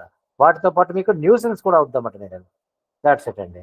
సో ఇవి డిఫరెంట్ ఎగ్జాంపుల్స్ ఆఫ్ థాట్స్ అండి. నెక్స్ట్ మీరు అబ్జర్వ్ చేసుకుంటే డెఫినేషన్ ఆఫ్ థాట్ ఏంటంటే మీకు the word thought comes from Latin word, మీకు పైన ఉంది కదా మీకు అది దాని జనరల్ మీనింగ్ అన్నమాట. అయితే డెఫినేషన్ ఎవరు చెప్పారు మీకు? ఇది విన్ఫీల్డ్ చెప్పారన్నమాట. ఎవరి విన్ఫీల్డ్? సాధారణంగా గుర్తుంచుకోండి, విన్ఫీల్డ్ కానీ సాల్మన్ కానీ. మీరు ఒక విషయం గుర్తుంది, ఎప్పుడు కూడా మన దేశంలో మంచి మంచి డెఫినేషన్స్ అనేవి ఎవరు ఇచ్చారంటే లీగల్ స్కాలర్స్ ఇచ్చారన్నమాట. ఎవరెవరు ఎక్కడి నుంచి ఉన్నారు వాళ్ళు అని చెప్తే, కొంతమంది ఇంగ్లాండ్ నుంచి ఉంటారు, కొంతమంది న్యూజిలాండ్ నుంచి ఉంటారు అన్నమాట. మీకు మాక్సిమం మన డెఫినేషన్ ఇచ్చింది ఇంగ్లాండ్ నుంచి, న్యూజిలాండ్ నుంచి, వీళ్ళే అనమాట మనకి. వీళ్ళు ఎవరు అంటే వీళ్ళు లీగల్ స్కాలర్స్ అన్నమాట వీళ్ళు. ఈ రోజు నువ్వు నేను చట్టం కూడా చదువుకుంటున్నామంటే అది వాళ్ళు ఇచ్చింది అనమాట. వాళ్ళు ఆ కాలంలో రాసి పెట్టి డిజైన్ చేసి పెట్టారనమాట. అయితే ఇవి డెఫినేషన్ అండి. విన్ఫీల్డ్ చెప్పిన డెఫినేషన్ అది నోట్స్ మీ దగ్గర ఉంటే మీరు చదవండి. సాల్మన్ చెప్పిన డెఫినేషన్ అది నోట్స్ మీ దగ్గర ఉంటే దాన్ని చదవండి. Next, essentials of tat. ఒకటి టాట్ నీకు అవ్వాలనుకోండి, టాట్ అవ్వాలంటే నీకు ఏమవ్వాలంటే చెప్తున్నా కదండి, టాట్లో ఏముంటాయి మీకు? బ్రీచ్ ఆఫ్ డ్యూటీ ఉంటుంది, లీగల్ డ్యామేజ్ ఉంటుంది, రెమెడీ ఉంటుంది, and duty oh to public in general. చెప్తున్నా కదండి. మీరు అనుకోవచ్చు పబ్లిక్కి నాకు ఏ సంబంధం లేదు, నా దారి నేను చూసుకుంటా, నా ఇష్టం నా లైఫ్ నాది అనుకుంటే కుదరదండి. టాట్ విషయం వచ్చేసరికి మీరందరూ పబ్లిక్కి ఒక బాధ్యతగా, మీరందరు డ్యూటీ పబ్లిక్కి లింక్ అయి ఉందన్నమాట. మీరందరూ డ్యూటీలో ఉన్నారన్నమాట. మీరు మన సమాజం అంటే ఎవడు పడితే వాడు ఇష్టం వచ్చిన బతకడం కాదండి. మనందరం ఒక డ్యూటీలో ఉన్నామన్నమాట. ఏంటి ఆ డ్యూటీ అంటే మనము పబ్లిక్కి మనం కేర్ తీసుకోవాలన్నమాట. ఎగ్జాంపుల్గా నువ్వు నీ ఇంట్లో, ఈవెన్ నీ ఇంట్లో ఉన్నా కానీ నువ్వు ఉన్నా కానీ నీ ఇంట్లో కరెంట్ ఫెన్స్ పెట్టేసుకొని, నీ ఇంట్లో వైల్డ్ డాగ్స్ పెట్టేసుకొని, నువ్వు టైగర్లను పెంచేసుకున్నావు అనుకో, వేరే వాళ్ళు వచ్చిన తర్వాత వాళ్ళు కరిచింది అనుకోండి, అవును నా ప్రాపర్టీలోకి వచ్చారు కాబట్టి కరిచని చెప్పడానికి నీకు ఉండదు, గుర్తుంచుకో. ఎందుకంటే నీ ఇంట్లో వచ్చిన వ్యక్తికి చెప్పి వచ్చిన, చెప్పకుండా వచ్చిన, ట్రెస్ పాస్ వచ్చిన, నీ ఇంట్లోకి వచ్చిన దొంగ, నీ ఇంట్లో దొంగతనం కోసం వచ్చిన దొంగ కూడా నువ్వు అతని ప్రాణాన్ని కాపాడాల్సి వస్తామట. అంటే నా ఇంట్లో దొంగ రాకుండా నేను ఫెన్స్ పెట్టుకున్నా కదా, ఆ ఫెన్స్ ని తాకి దొంగ చచ్చిపోయాడని చెప్పి, నా ఇంట్లోకి వచ్చారు కాబట్టి చచ్చిపోయాడని చెప్పి నువ్వు అనుకోవచ్చేమో తప్పించుకుంటుంది. అట్లా కాదండి. You owe duty of care అన్నమాట. దొంగ వచ్చినా కానీ నువ్వు అతని ప్రాణానికి నువ్వు బాధ్యత వహించాల్సి వస్తుంది అన్నమాట. అది సమాజంలో మనకు ఉండాల్సిన ఒక బాధ్యత అన్నమాట అది. సో ఎసెన్షియల్స్ ఆఫ్ థాట్ లో మీకు ఎన్ని పాయింట్స్ ఉంటాయండి మీకు అది. ఇది బేసిక్ అన్నమాట. నెక్స్ట్ వచ్చేది మీకు అది ఎలిమెంట్స్ ఆఫ్ థాట్ అన్నమాట. ఎలిమెంట్స్ ఆఫ్ థాట్ అంటే ఏంటిదంటే, థాట్ లో రకరకాల ఎలిమెంట్స్ ఏముంటుందని మీకు సేమ్ పైన చెప్పిందండి. రాంగ్ఫుల్ యాక్ట్ ఉంటుంది, ఒమిషన్ ఉంటుంది. యాక్ట్ అంటే మీకు చెప్పారు కదండి, యాక్ట్ అంటే చేయకూడదు మీరు చేసినప్పుడు, ఒమిషన్ అంటే చేయాల్సింది చేయకపోయినప్పుడు. చేయాల్సింది చేయకపోవడం తప్పే. ఏంటి తప్పు అంటే, ఎగ్జాంపుల్ గా చెప్పాలంటే, మీరు ఒక పాపకి చిన్నగా పుట్టిన ఒక బేబీకి మీరు పాలు ఇవ్వాలి. మీరు అది పాలు ఇవ్వకోకుండా, మీరు ఇవ్వాల్సింది ఇవ్వలేకుండా మీరు ఎప్పుడుతుంటారో అది చేస్తుందని ఒమిషన్ అని చెప్తారన్నమాట మీరు. సో యాక్ట్ అంటే ఏంటంటే చేయకూడదు చేసినప్పుడు, ఒమిషన్ అంటే ఏంటంటే చేయాల్సింది చేయకూడప్పుడు. ఎగ్జాంపుల్ ఒక మదర్ వచ్చేసరికి ఒక పాపకి పాలు ఇవ్వాలన్నమాట. That's it. Next, if A parks his car blocking B's gate preventing B from going out అనుకోండి, అది కూడా మీకు న్యూసెన్స్ అండ్ రెస్పాన్స్ అవుతుంది. ఇది ఒక రకమైన మీకు టాట్ అనమాట, మీకు పైన చెప్పింది. సేమ్ అండి. నెక్స్ట్, లీగల్ డ్యామేజ్ విషయం ఒకసారి మీకు చెప్పాలండి. రిమెంబర్, ఇక్కడ mere harm is not enough, there must be violation of legal right అన్నమాట. అంటే ఇక్కడ హార్మ్ జరిగినా జరగకపోయినా, గుర్తుంచుకోండి ఇక్కడ ఒక విషయం వెరీ వెరీ ఇంపార్టెంట్ అన్నమాట. ఇక్కడ మీకు టాట్ లాలో వేరే వాళ్ళకి నీ వల్ల నష్టం జరిగినా జరగకపోయినా కానీ, కేవలం మీరు వాళ్ళ రైట్స్ ని వైలేషన్ చేస్తే చాలు, అది తప్పే అంటారన్నమాట. మీరు కేవలం వాళ్ళ రైట్స్ ని మీరు వైలేట్ చేసినా కానీ అది తప్పే అంటారు. సో ఇది కూడా అనమాట, గుర్తుంచుకోండి. రెండు ఉంటాయన్నమాట ఇక్కడ మీకు. రెండు ఇంపార్టెంట్ కేసులు వస్తుందండి ఇక్కడ మీకు. అదేంటంటే రెండు మ్యాక్సిమ్స్ ఉంటాయన్నమాట. ఏముంటాయంటే, ఇంజూరియస్ అండ్ డామ్నో అంటే ఏంటంటే violation of legal right without actual loss. అతనికి లాస్ జరగలేదు కానీ వాళ్ళ లీగల్ రైట్ వైలేషన్ అయిందన్నమాట. ఎగ్జాంపుల్ మీకు ఈ కేసులో ఉంటుందండి. ఈ కేసులో ఏంటంటే రెఫ్యూజల్ టు ఓట్. ఇక్కడ ఏం జరుగుతుందంటే, ఒక అతను, నేను మీకు సెపరేట్ వీడియోస్లో కేసులు మీకు చెప్తున్న తర్వాత నీట్గా. అయితే ఇక్కడ ఒక అతను ఏం చేశాడంటే అండి, ఒక అతను ఓట్ వేద్దాం అనుకుంటామట. ఓట్ వేద్దాం అనుకుంటే ఎలక్షన్ ఆఫీసర్ ఏం చేశారంటే ఓట్ వేయనీయలేమట అతన్ని. ఓటు వేయని లేకపోతే కేసు వేశారన్నమాట. కేసు వేస్తే అవతల పార్టీ ఏం చెప్పాడంటే, సరే బాబు నువ్వు ఓటు నేను వేయలేదు కరెక్టే, నీకు వచ్చిన నష్టం ఏంటి, ఎలాగో నీ పార్టీ గెలిచింది కదా అని చెప్పాడన్నమాట. అయితే ఇక్కడ చూసుకోండి, వితౌట్ యాక్చువల్ లాస్ అంటే నువ్వు ఓటు వేయలేనందుకు నీకు లాస్ ఏం జరగలేదు. నీ ఎవరికైతే ఓటేద్దాం అనుకున్న వాళ్ళు గెలిచిపోయారన్నమాట, వాళ్ళ పార్టీ వాళ్ళు గెలిచారు కాబట్టి ఏం లాస్ కాదని చెప్తే చట్టం ఏం చెప్పిందంటే ఈ కేసులో, ఈ యాష్బీ వర్సెస్ వైట్ లో ఏం చెప్పిందంటే, నీకు లాస్ జరగకపోయినా కానీ నీ లీగల్ రైట్ ఎప్పుడైతే వైలేట్ అవుతుందో అప్పుడు ఆటోమేటిక్గా అది టాటే అవుద్దని చెప్పింది అనమాట. దాన్ని ఏమంటారంటే మీకు అది violation of right without actual loss అని చెప్తారన్నమాట. నెక్స్ట్ ఇంకోటి ఏముంటుంది మీకు అని అంటే, యాక్చువల్ లాస్ వితౌట్ వైలేషన్. అంటే మీకు ఏంటంటే వైలేషన్ చెయ్యక ముందు కూడా నీకు ఇంకోటి దీన్ని ఏమంటారు మీకు యాక్చువల్గా, దీన్ని వచ్చేసరికి దీన్ని టాట్ అని చెప్పారన్నమాట. దీనికి ఎట్లాంటి క్రైమ్ ఎగ్జాంపుల్ ఏంటంటే, opening A rival shop reducing the profits. నీ దగ్గర నువ్వు ఒక చికెన్ షాప్ పెట్టుకున్నావో లేకపోతే మటన్ షాప్ పెట్టుకున్నావో, అవతల వాడు ఏం చేస్తాడంటే వాడు ఇంకొక చికెన్ షాప్ అనేది పెట్టుకున్నాడు అనుకో, పెట్టుకోవడం వల్ల నీకు లాస్ వచ్చింది కదా, నీకు లాస్ వస్తే ఏమైందంటే ఇక్కడ నీకు లాస్ వచ్చింది కానీ ఇక్కడ వైలేషన్ ఆఫ్ లీగల్ రైట్ జరగలేదు. అయితే నీకు లీగల్ రైట్ వైలేషన్ కాకోకుండా నీకు ఎప్పుడైతే లాస్ వచ్చిందో నీకు దాన్ని ఎవ్వరూ ఏమీ చేయలేరు అనమాట. అది తప్పు కాదనమాట. ఎందుకంటే అది అతని యొక్క హక్కు వేరే ఇది పెట్టుకోవడం అనేది. So actual loss without violation of rights అనమాట. దాన్ని ఏమంటారంటే ఓపెనింగ్ ఎగ్జాంపుల్ ఇదే అండి, opening of rival shop, chicken shop mutton shop ఇదిగా పెట్టుకుంటే నీకు ప్రాఫిట్ తగ్గిపోతే అవతోడు ఏం తప్పు చేయలేనట్టే. కానీ ఇది మాత్రం నీకు లాస్ రాకపోయినా కానీ నీ లీగల్ రైట్ వైలేట్ చేశారనుకోండి అది తప్పు అవుతుంది. సో ఇదన్నమాట మ్యాక్సిమ్స్, 2 మ్యాక్సిమ్స్ ఉన్నాయన్నమాట మీకు. ఇది మీరు అర్థం చేసుకోండి. నెక్స్ట్ లెవెల్ వచ్చేసరికి లీగల్ డ్యూటీ టువర్డ్స్ ప్లెయింటిఫ్ అన్నమాట. సాధారణంగా మీకు టాట్లో ఏం జరుగుతుంటుంది అంటే మీకు అది అతని యొక్క legal duty towards plaintiff. Plaintiff ఎవరు మీకు తెలుసు కదండి, సివిల్ కేసు ఎవరైతే కేసు వేస్తారో అతన్ని ప్లెయింటిఫ్ అని చెప్తారన్నమాట.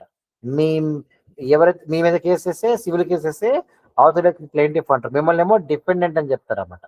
డిపెండెంట్ వర్సెస్ ప్లెయింటిఫ్ అన్నమాట. So legal duty towards plaintiff అంటే ఏంటంటే the defendant must have legal duty not the moral duty towards the plaintiff అన్నమాట. మోరల్ డ్యూటీకి లీగల్ డ్యూటీ డిఫరెన్స్ ఏముంటుంది అంటే మీకు సపోజ్ మీకు ఇప్పుడు మోరల్ డ్యూటీ ఏముంటుందండి, ఇప్పుడు నీకు అబద్ధం ఆడకూడదు అని చెప్తారన్నమాట. అబద్ధం ఆడితే మోరల్గా తప్పు నీకు అది నీకు అదే నువ్వు లీగల్గా డ్యూటీ ఏంటంటే నువ్వు కోర్టుకు వచ్చి ఓత్ తీసుకొని ప్రామిస్ చేసి ఏ భగవద్గీత మీద, ఖురాన్ మీద, బైబిల్ మీద నువ్వు ఓత్ తీసుకొని ప్రామిస్ చేస్తావు కదా, అప్పుడు అబద్ధం ఆడేవనుకో నువ్వు దాన్ని లీగల్ డ్యూటీ అని చెప్తారన్నమాట.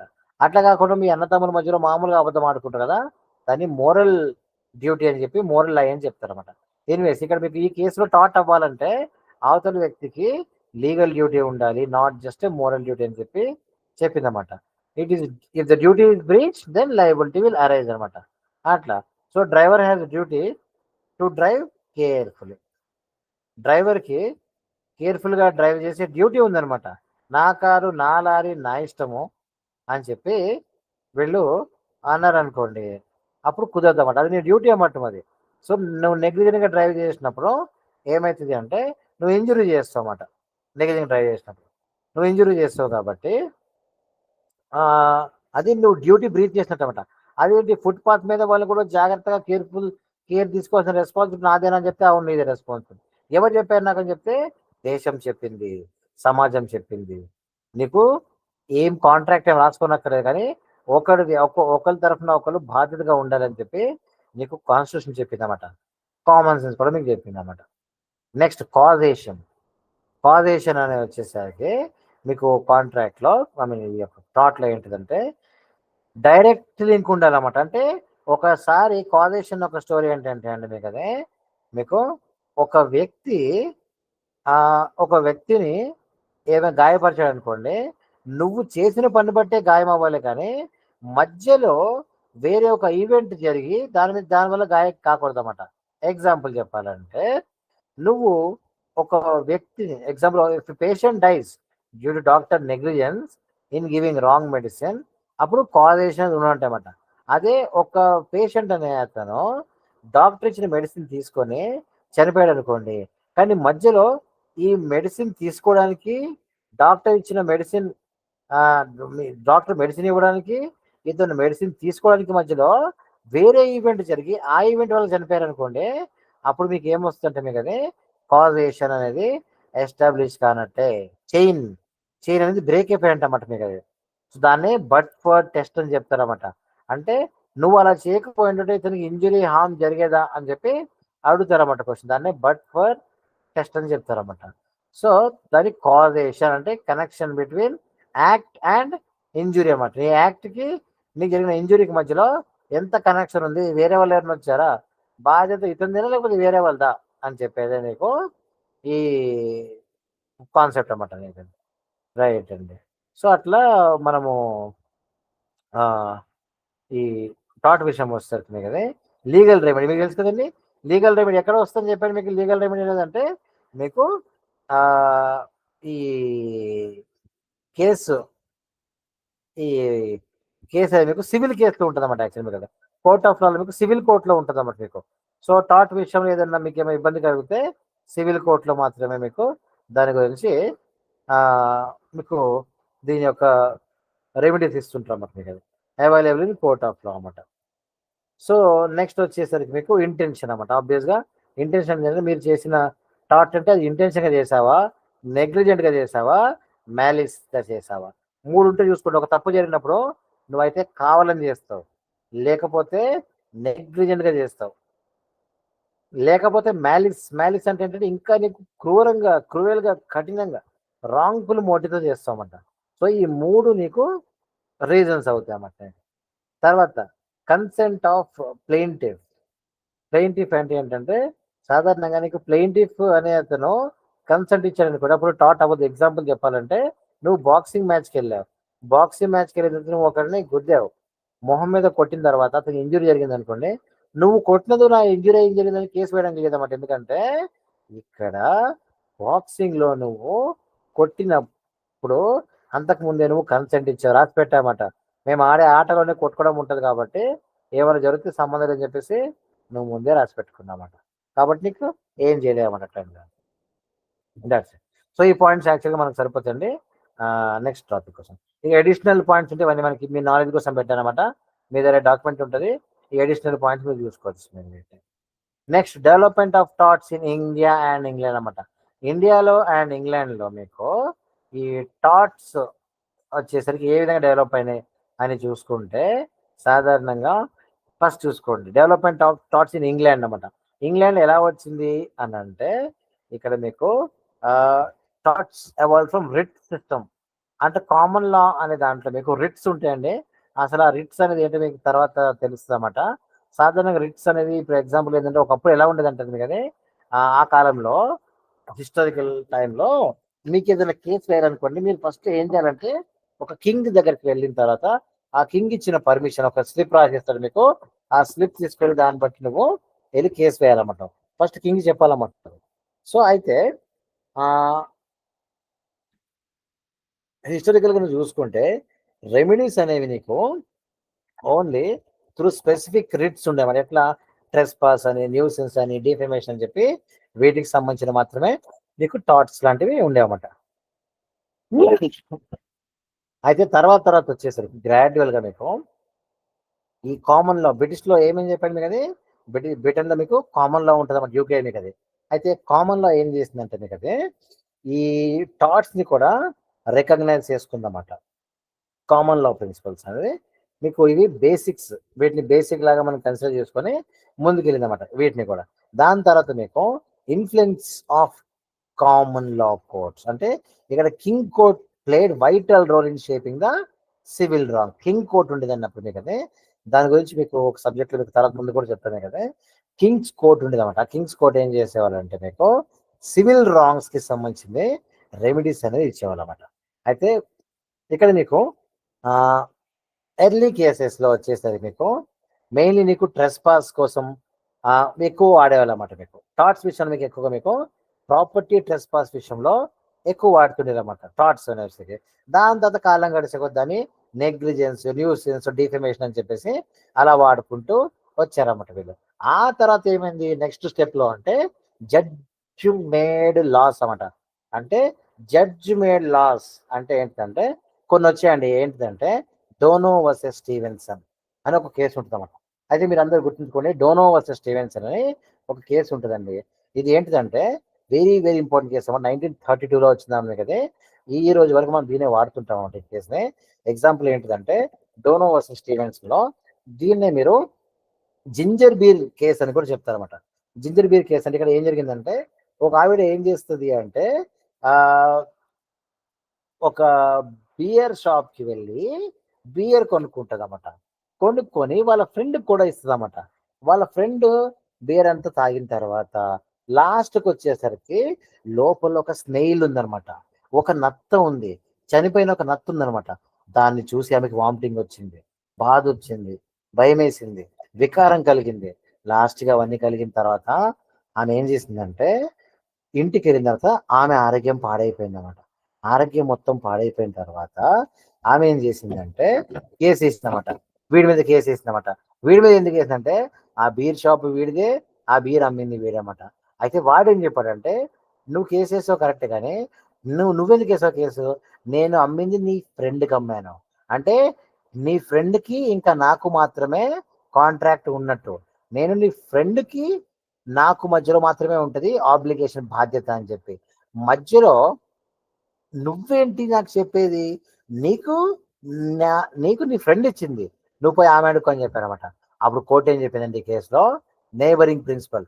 బాబు నువ్వు ఎప్పుడైతే బియ్యం తయారు చేస్తావో, తయారు చేయంగానే నీ కస్టమర్‌లు మాత్రమే కాదు, నీ కస్టమర్‌లు వాళ్ళ ఫ్రెండ్‌కి ఇచ్చినా కానీ వాళ్ళకి ఏమైనా బాధ్యత నీదే ఉంటది. దాన్నే నైబరింగ్ ప్రిన్సిపల్ అని చెప్తారన్నమాట. అది డోనో వర్సెస్ స్టీవెన్సన్ అన్నమాట.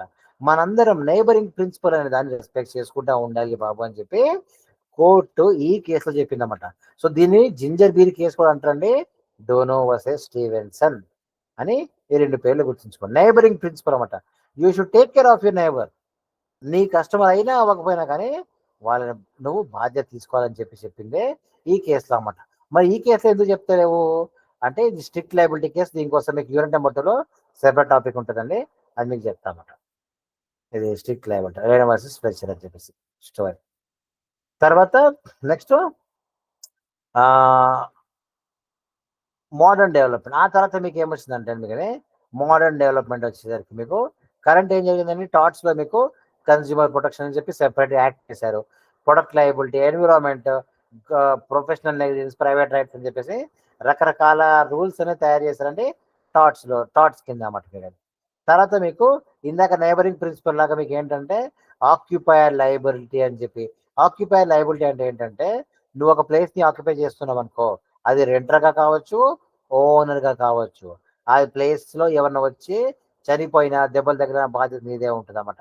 నువ్వు ఆ ప్లేస్‌ని సేఫ్టీగా పెట్టకపోతే.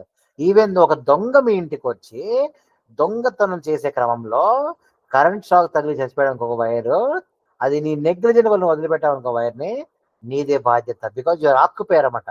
నువ్వు ఆక్యుపైయర్స్ లయబిలిటీ అని చెప్తారండి దానికి. అంటే నువ్వు ఆక్యుపై చేస్తున్న ఒక ప్లేస్‌కి దాన్ని నువ్వు లయబిలిటీ అనేది అట్రాక్ట్ చేసుకుంటావు. దాని బాధ్యత నీదే అనమాట. సో, ఇట్స్ ఆక్యుపైయర్స్ లయబిలిటీ అని చెప్తారన్నమాట.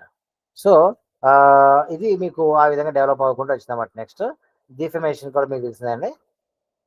దాని తర్వాత ఇది ఇంగ్లాండ్‌లో అన్నమాట. ఇంగ్లాండ్‌లో జరిగిన స్టోరీ అన్నమాట.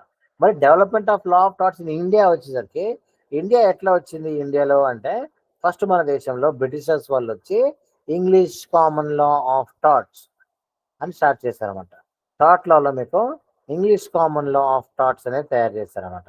అయితే English common law of torts through courts ద్వారా మనకొచ్చిన ఒక్కొక్క పాయింట్స్ అన్నమాట మనకు ప్రీవియస్ కోర్ట్స్ ద్వారా. సో, అయితే ఈ ఇండియన్ కోర్ట్స్ ఏం చేశాయంటే మీకు ఫ్రీలీ ఫ్రీగా ఏం చేశాయంటే ఇంగ్లీష్ యొక్క ప్రిసిడెంట్స్ అంటే ఏంటండి ప్రీవియస్ జడ్జ్మెంట్స్ అన్నమాట. వాటిని వాళ్ళు అప్లై చేసుకుంటూ పోయారన్నమాట. కాకపోతే ఏమైందంటే ప ఎప్పటి వరకు పెట్టిన వాళ్ళు unless there is a clash with local customs and statutes అన్నమాట. నీ యొక్క లోకల్ నీ యొక్క సంప్రదాయాలు, నీ యొక్క రూల్స్‌కి అడ్డు రానంత వరకు నీకు బాగా నడిచిందన్నమాట అది. ఆ తర్వాత నీకు role of Indian judiciary. Indian judiciary వచ్చేసరికి Indian courts borrowed heavily from English కేస్‌లో. ఎట్లా? Ryland versus Fletcher, MC Mehta ఉంది కదండి, ఇక్కడ మీకు ఈ యొక్క కేసు లాస్ని మన ఇండియా ఏం చేస్తుందంటే ఇంగ్లీష్ కేసు లా నుంచి తీసుకుందామట. ఎక్కడి నుంచి తీసుకుంటే ఏమంది రైల్వే ప్రెషర్ అనేది, ఎక్కడి నుంచి తీసుకుంటే ఏమందండి ఇప్పుడు మీకు అది. అయితే కోర్స్ ఇప్పుడు ఎంసీ మెహతా కేసు అనేది మన ఇండియాదే, కానీ రైల్వే వర్సెస్ ప్రెషర్ మనం ఎందుకు తీసుకుంటామంటే ఎక్కడి నుంచి వచ్చినా కానీ అది ఇద్దరు మనుషుల మధ్యలో జరిగిన సంఘటనలే కాబట్టి మనకు కూడా జరుగుతుంది కాబట్టి దాన్ని మనం కామన్గా తీసుకుందని వాడుకుంటాం అంటున్నాను దాన్ని. నెక్స్ట్ యాబ్సెన్స్ ఆఫ్ కోడిఫికేషన్ గుర్తుంచుకోండి. కాంట్రాక్ట్ యాక్ట్ లాగా ఇండియన్ టాట్ అనేది కోడిఫికేషన్ లేదు. కోడిఫికేషన్ అంటే ఏం చెప్పండి, ఎందుకు సెక్షన్ నెంబర్స్ ఉంటాయి నీట్గా, ఒక ఆర్గనైజ్ పద్ధతిలో ఉంటుంది అనమాట. టాట్ అసలు ఒక పుస్తకమే లేదు, ఇదిగో టాట్ యాక్ట్ అని అట్లా ఏం లేదండి మీకు అది. Unlike contract act there is no టాట్ యాక్ట్ అనమాట, ఇట్ ఈస్ నాట్ కోడిఫైడ్ అనమాట. అంటే ఏంటి, నీకు జడ్జ్ ఏమైతే చెప్తారో ప్రీవియస్ జడ్జిమెంట్ బట్టి నీకు డిసైడ్ చేస్తుంటారన్నమాట టాట్ విషయం వచ్చేసరికి నీకు. తర్వాత నెక్స్ట్ ఫర్దర్గా వచ్చేసరికి మీకు అది ఇండియన్ కోర్ట్స్ హ్యావ్ ఎక్స్పాండెడ్ టాట్ లయబిలిటీ. ఎక్కడి నుంచి అండి మీకు అది, మెడికల్ నెగ్లిజెన్స్ అని, తర్వాత మోటార్ యాక్సిడెంట్స్ అని, ఎన్విరాన్మెంటల్ ప్రొటెక్షన్ అని చెప్పేసి కాన్స్టిట్యూషన్ టాట్స్ ఇట్లా మీకు డివైడ్ చేసేది మనకు అది. ఇది మీరు నోట్స్ మీరు ఒకసారి చూసుకోండి, సింపుల్గా ఉంటుంది మీకు అన్నమాట. తర్వాత టాట్స్కి మన దేశంలో కాన్స్టిట్యూషన్ కూడా లింక్ ఉందండి. ఆర్టికల్ 21 రైట్ టు లైఫ్ అని ఉంటుందా అంటుంది మీకు అది.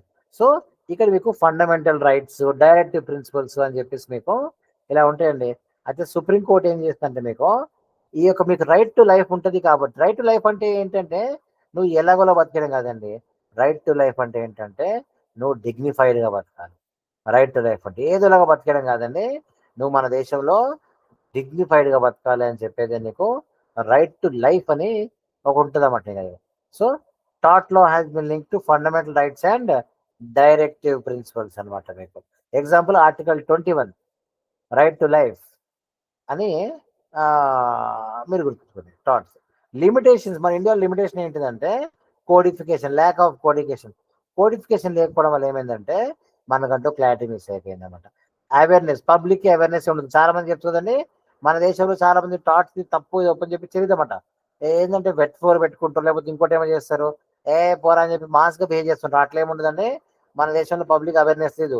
లేనిది మాత్రం కేసు బుక్ చేయడం కాదు, బుక్ చేస్తారు, బరోబర్ మీకు కంపల్సరీ మీరు కట్టాల్సింది అనమాట.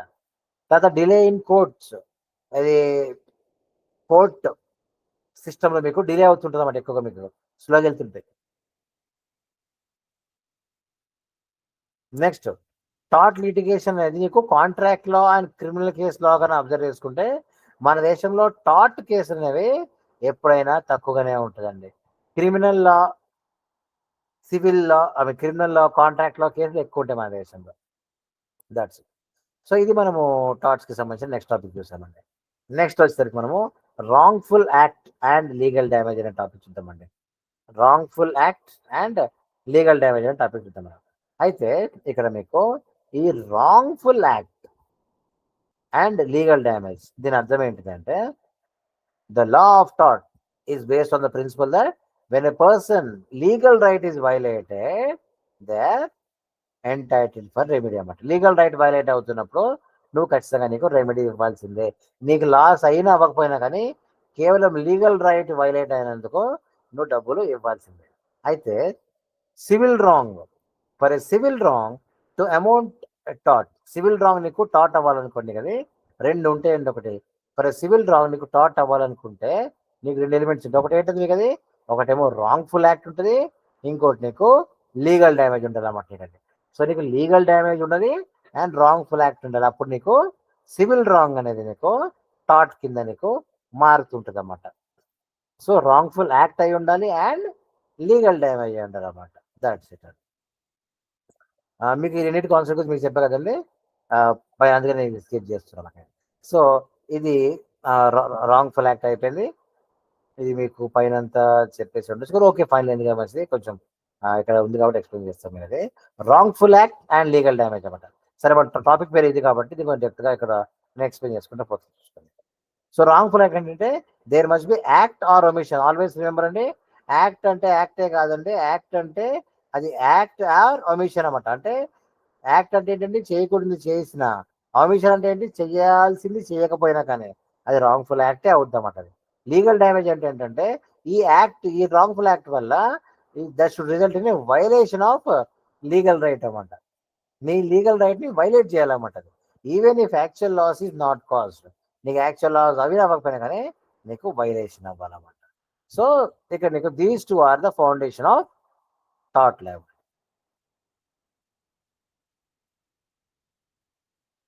అయితే మనం చూసుకునే దాంట్లో బేసిక్స్ ఉన్నాయి కదా, ఇప్పుడు కొంచెం కిందకి వెళ్దాం ఒకసారి. రాంగ్ఫుల్ యాక్ట్ మీకు చెప్పా కదండి. రాంగ్ఫుల్ యాక్ట్లో ఏముంటే సాధారణంగా అని చెప్తే నీ లీగల్ రైట్ని వైలేట్ చేస్తుంటారన్నమాట. ఎగ్జాంపుల్ నీ ప్రాపర్టీని కానీ, నీ రెప్యుటేషన్ కానీ, నీ లిబర్టీని కానీ చేస్తుంటారన్నమాట. Next breach of duty and not merely immoral and or inferable. అంటే ఏంటంటే act that are socially moral wrong, socially or moral wrong but not illegal do not count as wrongful acts అన్నమాట. నువ్వు సోషల్గా మోరల్గా తప్పు చేస్తే అది నీకు లీగల్గా ఎలాంటి సంబంధం లేదండి. నువ్వు సోషల్గా అంటే ఏంటి, అబద్ధాలు ఆడటము, లేకపోతే ఇంకోటి ఏదో నువ్వు వేరే వాళ్ళని చిన్న చిన్నగా పార్టీ ఇస్తా అని చెప్పి పార్టీ ఇవ్వకపోవడము, అట్లాంటివి అనమాట. అవన్నీ మీకు లీగల్కి సంబంధం లేదండి ఇవన్నీ. ఇంకా నెక్స్ట్ మీరు అబ్జర్వ్ చేసుకుంటే ఇక్కడ మీకు ఇది యాష్బీ వర్సెస్ వైట్ చెప్పా కదా మీరు, అది ఓట్ వేసిన వ్యక్తి దాని గురించి ఇందాక చెప్పారు పైన, అది మీరు తీసుకోండి. లీగల్ డ్యామేజ్ అంటే ఏంటంటే it means violation of right of a person అనమాట. అంటే it is not necessary to prove harm or loss of money. ఇక్కడ మీకు it not necessary to prove harm or loss of money. ఇక్కడ నువ్వు ఏం prove చేయనక్కర్లేమాట. Just violation of legal right ఇది actionable అనమాట. నీకు ఏదో నష్టం జరిగింది, నీకు డబ్బులు ఏదో లాస్ వచ్చాయి అని నువ్వు ఎక్కడో ఎవరికి ప్రూవ్ చేయాల్సిన అవసరం లేదన్నమాట. నీకు అది ప్రూవ్ చేయకపోయినా కానీ ఏంటిది అంటే ఆటోమేటిక్గా నీకు లీగల్ డ్యామేజ్ జరిగినట్టు. ఎప్పుడు జరిగినట్టు నీకు అది, నీ లీగల్ రైట్ని ఎప్పుడైతే వాళ్ళు డిస్టర్బ్ చేస్తారో అప్పుడే నీకు డ్యామేజ్ జరిగిపోయినట్టే. ప్రత్యేక డ్యామేజ్ ఏం జరగనక్కర్లేమాట నీకు అది. సో ఎప్పుడైతే వైలేట్ చేస్తారో violation of legal right it self ఇది డ్యామేజ్ అన్నమాట మీకు అది. That's it. సో ఆ డ్యామేజ్లో మీకు ఏముంటుంది మీకు అది, లీగల్ ఇంజురీ వితౌట్ డ్యామేజ్ పైన చెప్పాను మీకు అది. Next actual damage without legal injury, ఇది కూడా మీకు పైన చెప్పానండి మీకు అది. అంటే దీని యొక్క రెండు ప్రిన్సిపల్స్ ఉండండి చూసుకోండి. ఇంజూరియస్ అండ్ డామ్నమ్ సైన్ ఇంజూరియర్ రెండు ఉంటాయండి. మీరు ఇంటర్నల్స్కి వెళ్ళినా బయట ఎక్స్టర్నల్కి వెళ్ళినా కానీ ఖచ్చితంగా దీన్ని మీరు ఈ లాటిన్ ఫ్రేజ్ మీరు గుర్తుంచుకోండి, గుర్తుంచుకో ఎగ్జామ్ రాయండి. ఇది వెరీ ఇంపార్టెంట్ అనమాట. సో దీంతో మనకి ఏంటిదంటే ఈ wrongful act and legal damage మనకి ఇనఫ్ కోర్ కాన్సెప్ట్ దొరుకుతుంది కాబట్టి ఆ టాపిక్ని మనం క్లోజ్ చేసుకోవచ్చు అనమాట. మీకు కావాలంటే డాక్యుమెంట్ మీ దగ్గర ఉంటుంది, కొంచెం మీరు రిఫరెన్స్ కింద చూసుకోవచ్చు. At least you got some core idea about this. Next వచ్చేసరికి మీకు damnum sine injuria and injuria sine damnum అని చెప్పి పైన ఉన్న రెండు టాపిక్స్ ఉన్నాయి కదండి. ఆ damnum sine injuria and injuria sine damnum అని చెప్పి కదండి, దానికోసం మనం చూద్దాం. అయితే in law of torts not every harm gives liability. నువ్వు చేసిన ప్రతి హామ్కి నీకు లయబిలిటీ ఉండాల్సిన అవసరం లేదండి. The deciding factor is whether a legal right has been violated అనమాట. సో నీ లీగల్ రైట్ వైలేట్ అవుతేనే నువ్వు దానికి రెస్పాన్సిబిలిటీ తీసుకోవాల్సి వస్తుంది. ఎగ్జాంపుల్ టూ సింపుల్ కేసు చూసుకోండి మీకు అది. సో ఇది అన్నమాట ఇప్పుడు మనం చూసేది అన్నమాట, డామ్నమ్ సైన్ ఇంజూరియస్ సైన్ డామ్నమ్ అన్నమాట. అంటే నీకు లా ఆఫ్ థాట్ ఏం చెప్తుంది కదా, నీకు not every harm give rise to liability. ఇప్పుడు డిపెండ్స్ ఆన్ డిసైడింగ్ ఫ్యాక్టర్ ఏంటి కదా, లీగల్ రైట్ టు ప్లెయింటిఫ్ అనేది వైలేట్ అయిందా లేదా అని చెప్పి చూసి చెప్తాం అట్లా. నెక్స్ట్ అయితే దాన్ని మనం లోతుగా వెళ్ళి పరిశీలిస్తే డామ్నమ్ సైన్ ఇంజూరియా అంటే ఏంటంటే, డామ్నమ్ అంటే డ్యామేజ్, సైన్ అంటే వితౌట్, ఇంజూరియా అంటే లీగల్ ఇంజూరీ అన్నమాట. అంటే it means damage without legal injury అని అంటారన్నమాట దీన్ని. అయితే ఇక్కడ if a person suffers loss or damage but no legal right is violated then loss is not actionable. అతన్ని బాధ్యతగా మీరు చెప్పలేదు అనమాట. అయితే లా ఎందుకంటే మన దేశం అనేది నువ్వు కేవలం ఎమోషనల్గా లాస్ అయ్యావని చెప్పి, ఎకనామిక్గా లాస్ అయ్యావని చెప్పి నీకు ఎలాంటి రెమెడీస్ ఇవ్వాలో అనేది ఈ లా ఇంకా చెప్పలేదు.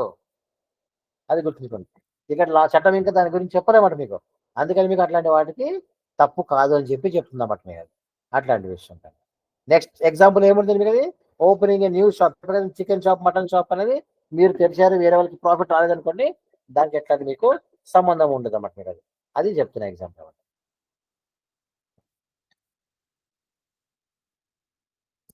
సో నెక్స్ట్ వచ్చేసరికి ఇక్కడ ఇది కేసులో ఉంటుందండి. ఇది మీరు చూసుకోండి ఒకసారి కేసు రైట్. కొంచెం టైం పడుతుంది చెప్పి స్కిప్ చేస్తాను, ఎందుకంటే యూనిట్ నెంబర్ 1 ఇప్పటికే చాలా టైం అయిపోయింది. టాపిక్స్ కొన్ని మాత్రమే అయినాయండి మనకి. సో ఇది కొంచెం మీరు చూసుకోండి కేసులో ఇది.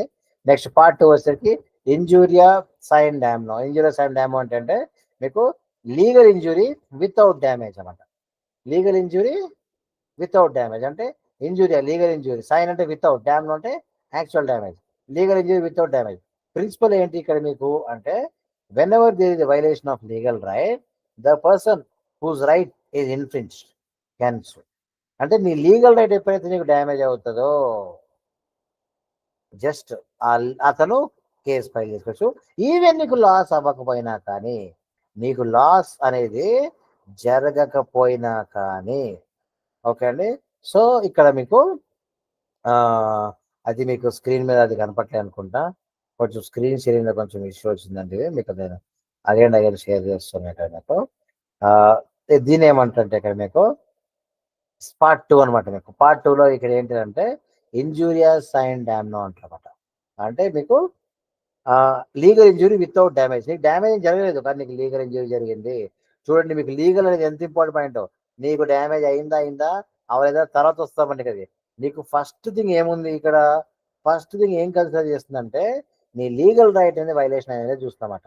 So violation of legal right అని చూసుకొని నీకు లాస్ అయినా అవ్వకపోయినా without losses, legal law protects rights not just losses అన్నమాట. సో ఇది మీకు చూసుకుంటే ఇప్పుడు ఈ ప్రకారం మీరు అబ్జర్వ్ చేసుకుంటే అండి, ఇక్కడ మీకు ఎగ్జాంపుల్ ఏముంది, ఇక్కడ మీకు రాంగ్ఫుల్ అరెస్ట్ వితౌట్ హార్మ్.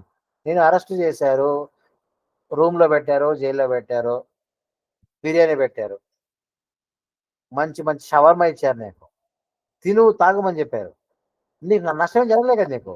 కానీ నీకు నష్టం అనేది జరగకపోయినా కానీ, నీకు నష్టం జరగకపోయినా కానీ ఒకవేళ నేను అరెస్ట్ చేస్తే మాత్రం అది నీ లీగల్ రైట్ని వైలేట్ చేసినట్టే అని మీరు గుర్తుంచుకోండి. నీ లీగల్ రైట్ని నీది వైలేట్ చేసినట్టే అవుతుంది అన్నమాట. దాన్ని రాంగ్ఫుల్ అరెస్ట్ వితౌట్ హార్మ్ అని చెప్తారన్నమాట. సో అది మీకు తీసుకోండి. ఎగ్జాంపుల్ మీకు యాస్బీ వర్సెస్ వైట్ చెప్పా కదండి. ఓట్ వేయడానికి వెళ్ళాడు, అతని ఓట్ వేయనివ్వలేదు, అతను కేసు వేయడానికి వెళ్తే ఓట్ ఎందుకు వేయనివ్వలేదు అని చెప్తే, ఇప్పుడు ఏమైపోయింది నీకు, మీ పార్టీ గెలిచింది కదా అని చెప్తే, గెలిచినా గెలవకపోయినా కానీ నా లీగల్ రైట్ని వైలేట్ చేస్తారని చెప్పేసి మీకు టాట్ కింద దాన్ని కన్సిడర్ చేస్తారన్నమాట. సో ఇదే అండి damnum sine injury and injury sine damnum అనమాట. దీని యొక్క బేసిక్ ఐడియా మీకు చెప్పాను. మీరు దాన్ని బట్టి డిఫరెన్షియేట్ టేబుల్ మీరు అర్థం చేసుకోవచ్చు అన్నమాట.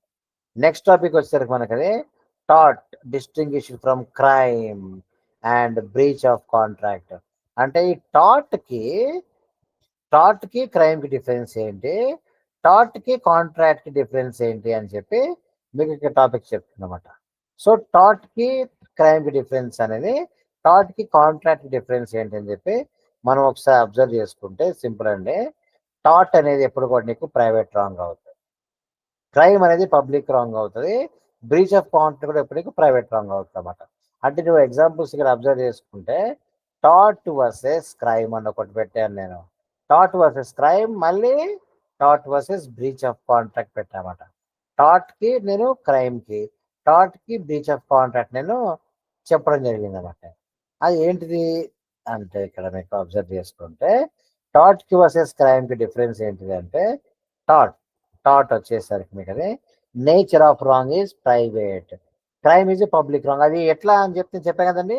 మీరు మర్డర్ చేసినప్పుడు ఎప్పుడు కూడా ఏమొస్తుందండి, మీకు మర్డర్ చేసినప్పుడు మీకు అది ఎప్పుడు కూడా మీకు మీరు అబ్జర్వ్ చేసుకుంటే నీట్గా మర్డర్ చేసినప్పుడు మీకు ఫలానా పేరు వర్సెస్ స్టేట్ అని వస్తుంది. అంటే మీరు గవర్నమెంట్కి మీరు అగెయిన్స్ట్గా, మీరు గవర్నమెంట్కి అగెయిన్స్ట్గా నువ్వు తప్పు చేసినట్టే. ఒక వ్యక్తిని మర్డర్ చేసి ఆ కుటుంబంలో అతనే చెప్పండి కుదరదండి. చట్టం ఎలా కన్సిడర్ చేస్తుంటే, నువ్వు మర్డర్ చేసి క్రైమ్ చేసావు కదా, క్రైమ్ చేసినప్పుడు నువ్వు దేశానికి అగెయిన్స్ట్గా నువ్వు వైలేట్ చేసినట్టే, నువ్వు దేశానికి అగెయిన్స్ట్గా వెళ్ళినట్టే అనమాట. సో నువ్వు దేశానికి అగెయిన్స్ట్గా వెళ్తావు కాబట్టి దాన్ని పబ్లిక్ రాంగ్ అని చెప్తుంటుంది అనమాట. అదే నువ్వు టాట్స్ ఆర్ కాంట్రాక్ట్ అనేవి నీకు అది కేవలం ప్రైవేట్ రాంగ్స్ మాత్రమే. అంటే ఒక ఇండివిజువల్కి సంబంధించింది మాత్రమేనండి, అది దేశానికి సంబంధించింది కాదు.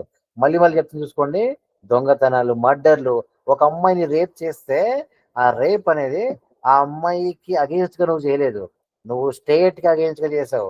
స్టేట్ అంటే రాష్ట్రం కాదు, స్టేట్ అంటే నువ్వు దేశం అనమాట. నువ్వు దేశానికి అగేన్స్ట్గా తప్పు చేసినట్టు వస్తుంది. అందుకే క్రిమినల్ కేసులో మీకు అవతల ఎవరు వస్తారంటే మీకు పబ్లిక్ ప్రాసిక్యూటర్ వస్తారు, గవర్నమెంట్ ఫైట్ చేస్తామంట. రేప్ కేసులో ఎప్పుడు కూడా ప్రైవేట్ లాయర్ ఎవరు పెట్టుకోరు. రేప్ కేసు ఎప్పుడు కూడా గవర్నమెంట్ లాయర్ వచ్చి ఫైట్ చేస్తారన్నమాట. సో దాన్ని ఎందుకంటే నువ్వు గవర్నమెంట్ అగేన్స్ట్గా తప్పు చేస్తావు కాబట్టి అతన్ని పబ్లిక్ ప్రాసిక్యూటర్ అని చెప్తారు అనమాట. అదే నువ్వు ఈ విధంగా క్రైమ్ టాట్ అనుకోండి, ప్రైవేట్ లాయర్స్ అనే వాళ్ళు ఫైట్ చేస్తుంటారు టాట్స్ మీద. నెక్స్ట్ పార్టీస్ ఇన్వాల్వ్ ఎవరు ఉంటారు?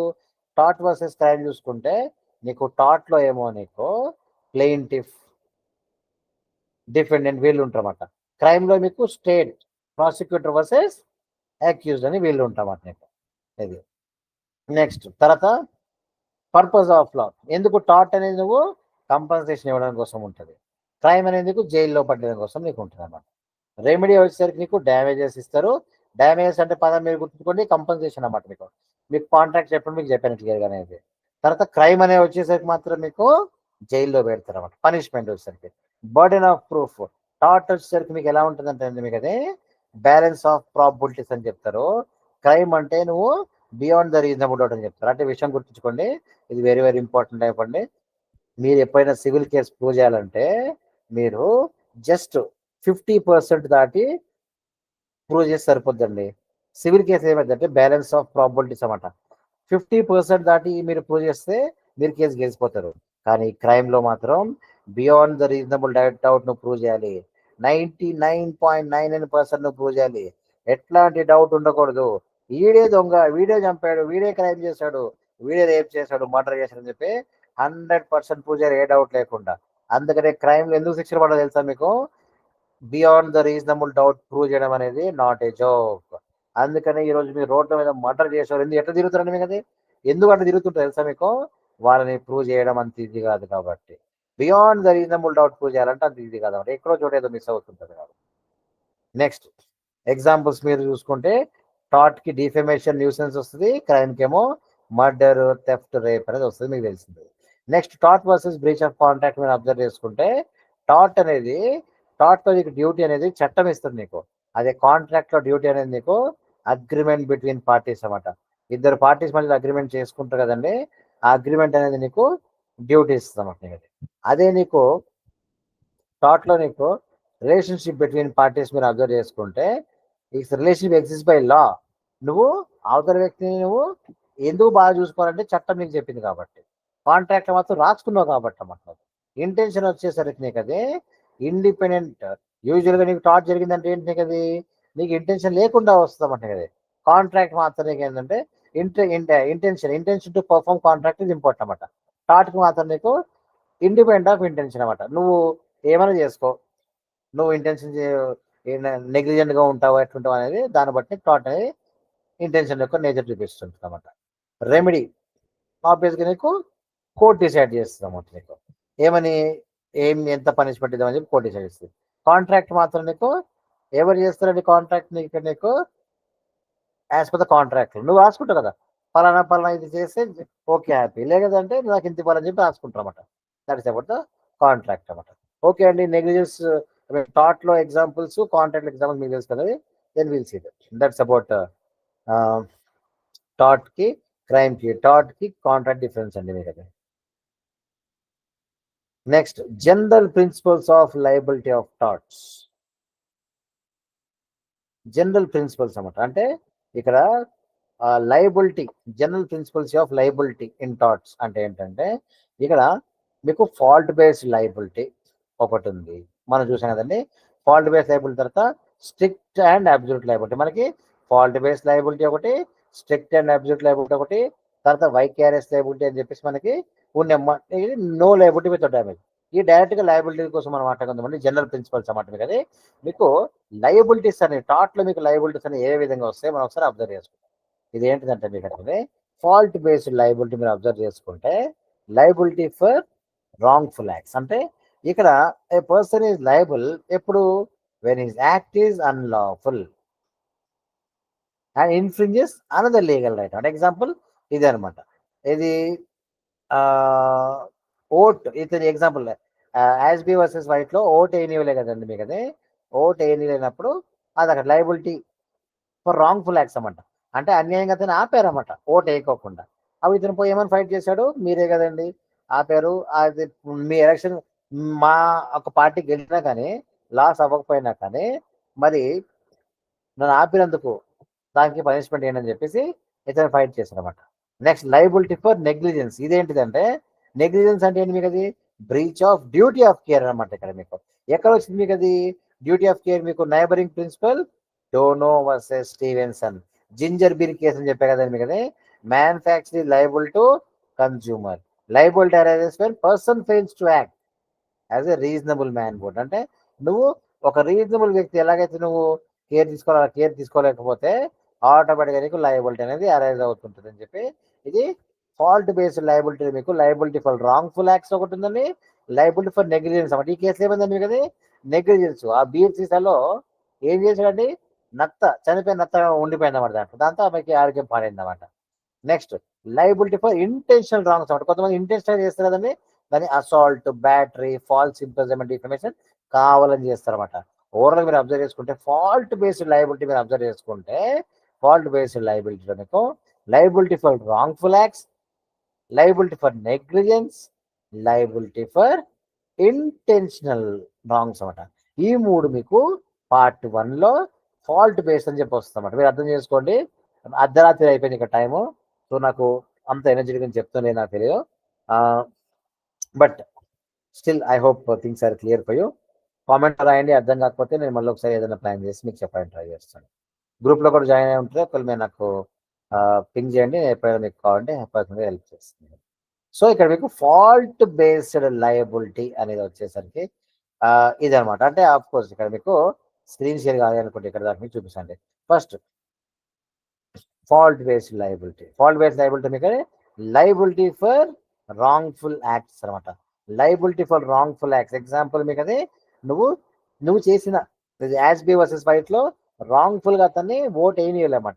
నెక్స్ట్ లయబిలిటీ ఫర్ నెగ్లిజెన్స్ అనమాట.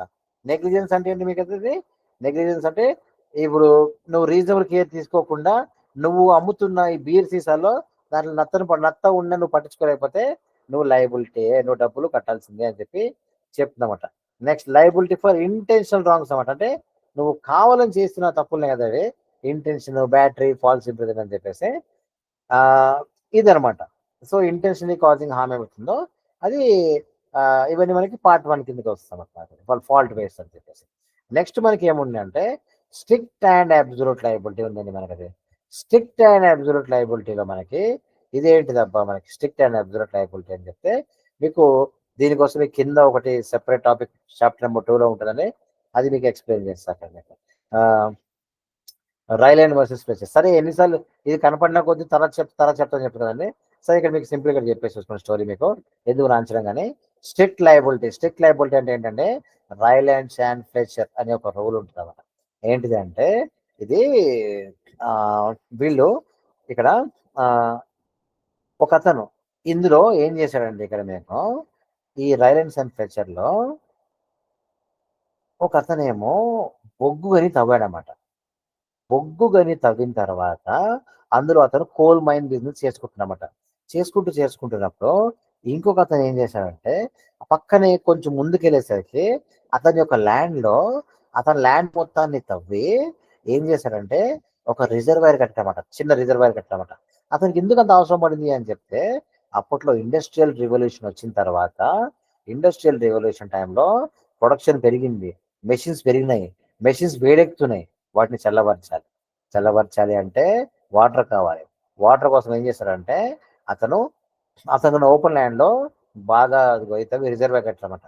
అయితే రిజర్వాయర్ కట్టిన తర్వాత ఏం జరిగిందంటే అన్ఫార్చునేట్లీ ఆ రిజర్వాయర్ కి ఉండి నీళ్ళు ఒక్కసారి ఇంకిపోయినాయన్నమాట. నీళ్ళు ఒకసారి ఇంకిపోయినాయి. ఏంటబ్బా అని చూసుకుంటే ఇక్కడ ట్విస్ట్ ఏంటంటే ఈ బొగ్గు గని తవ్విన వాడు ఏం చేశాడంటే ఈ అవతల వాళ్ళ ల్యాండ్ వరకు భూమి కింద నుంచి తవ్వి ఇటువైపు వాళ్ళ వైపు తీసుకెళ్ళాడమంట తవ్వుకుంటా అక్కడ చిన్న రంధ్రం పెట్టినమాట తను.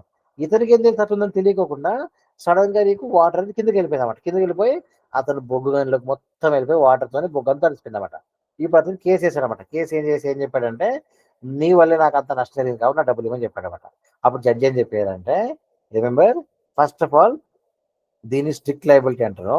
ఇప్పుడు ఆ రిజర్వాయర్ తమిళ ఏం చెప్పాడంటే చాలా కేర్ తీసుకున్నాండి నాకు సంబంధం లేదని చెప్తే అప్పుడు స్ట్రిక్ట్ లయబిలిటీ ఏం చెప్పిందంటే ఇక్కడ if a person bring something dangerous to his land and it escapes the damage and escapes causing the damage is liable even without negligence. నువ్వు నెగ్లిజెంట్ లేకపోయినా కానీ నీ ల్యాండ్లో ఎప్పుడైతే నువ్వు డేంజరస్ ఐటమ్స్ పట్టుకొస్తావో అది ఎస్కేప్ అయ్యి వేరే డ్యామేజ్ చేస్తే అది నువ్వే భరించాలి.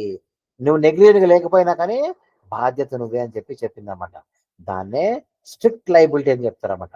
స్ట్రిక్ట్ లయబిలిటీ గుర్తుంచుకునే కండిషన్స్ ఏం చెప్పిందంటే నువ్వు నెగ్లిజెంట్ గా ఉండకపోయినా కానీ తప్పు నీదే అని చెప్పిందన్నమాట. కానీ కండిషన్ ఏం చెప్పిందంటే నువ్వు నీ ల్యాండ్ లోకి తీసుకొచ్చాక అది అందులో ఎస్కేప్ అయి అది ఎస్కేప్ అవ్వాలి అండ్ డ్యామేజ్ అయ్యాలి వేరే వాళ్ళకి. తర్వాత డేంజరస్ థింగ్ నువ్వు పట్టుకోవాలన్నమాట. మామూలు థింగ్స్ కాదండి, అన్యాచురల్ గా. ఎందుకంటే ఎక్కడ ఏముంది మరి అన్యాచురల్ అని చెప్తే ల్యాండ్ లో ఎవడ కట్టాడు రిజర్వేర్ వాడు కట్టాడనమాట. అది ఎందుకు అన్యాచురల్ ఎవడ కట్టరు కాబట్టి నువ్వు కట్టేసావు. నీకు ఎవడు పర్మిషన్ ఇచ్చాడు అవన్నీ డేంజరస్ థింగ్. అది నువ్వు డేంజరస్ థింగ్ ని అన్యాచురల్ థింగ్ ని పట్టుకొచ్చావు కాబట్టి అది బాధ్యత మీదే. నెగ్లిజెన్స్ లేకపోయినా కానీ నీ నెగ్లిజెన్స్ లేకపోయినా కానీ వేరే వాళ్ళకి డ్యామేజ్ జరిగితే బికాస్ ఆఫ్ సో కండిషన్స్ నువ్వు ఒక డేంజరస్ థింగ్ తీసుకురావాలి, అది ఎస్కేప్ అవ్వాలి, వాళ్ళ డ్యామేజ్ జరగాలి. సో ఇక్కడ వాటర్ రిజర్వాయర్ బర్స్ట్ అయింది, ఫ్లడ్ మైన్స్ అనేవి తడిచిపోయి నష్టం జరిగింది అన్నమాట. అప్పుడు ఇది ఇక్కడ నీకు చెప్పినప్పుడు ఏంటిదంటే నీ యొక్క నెగ్లిజెన్స్ ఉండకపోయినా కానీ ఖచ్చితంగా నువ్వు బాధ్యత తీసుకోవాల్సిందని చెప్పి స్ట్రిక్ట్ లయబిలిటీ చెప్పింది అన్నమాట. అదన్నమాట.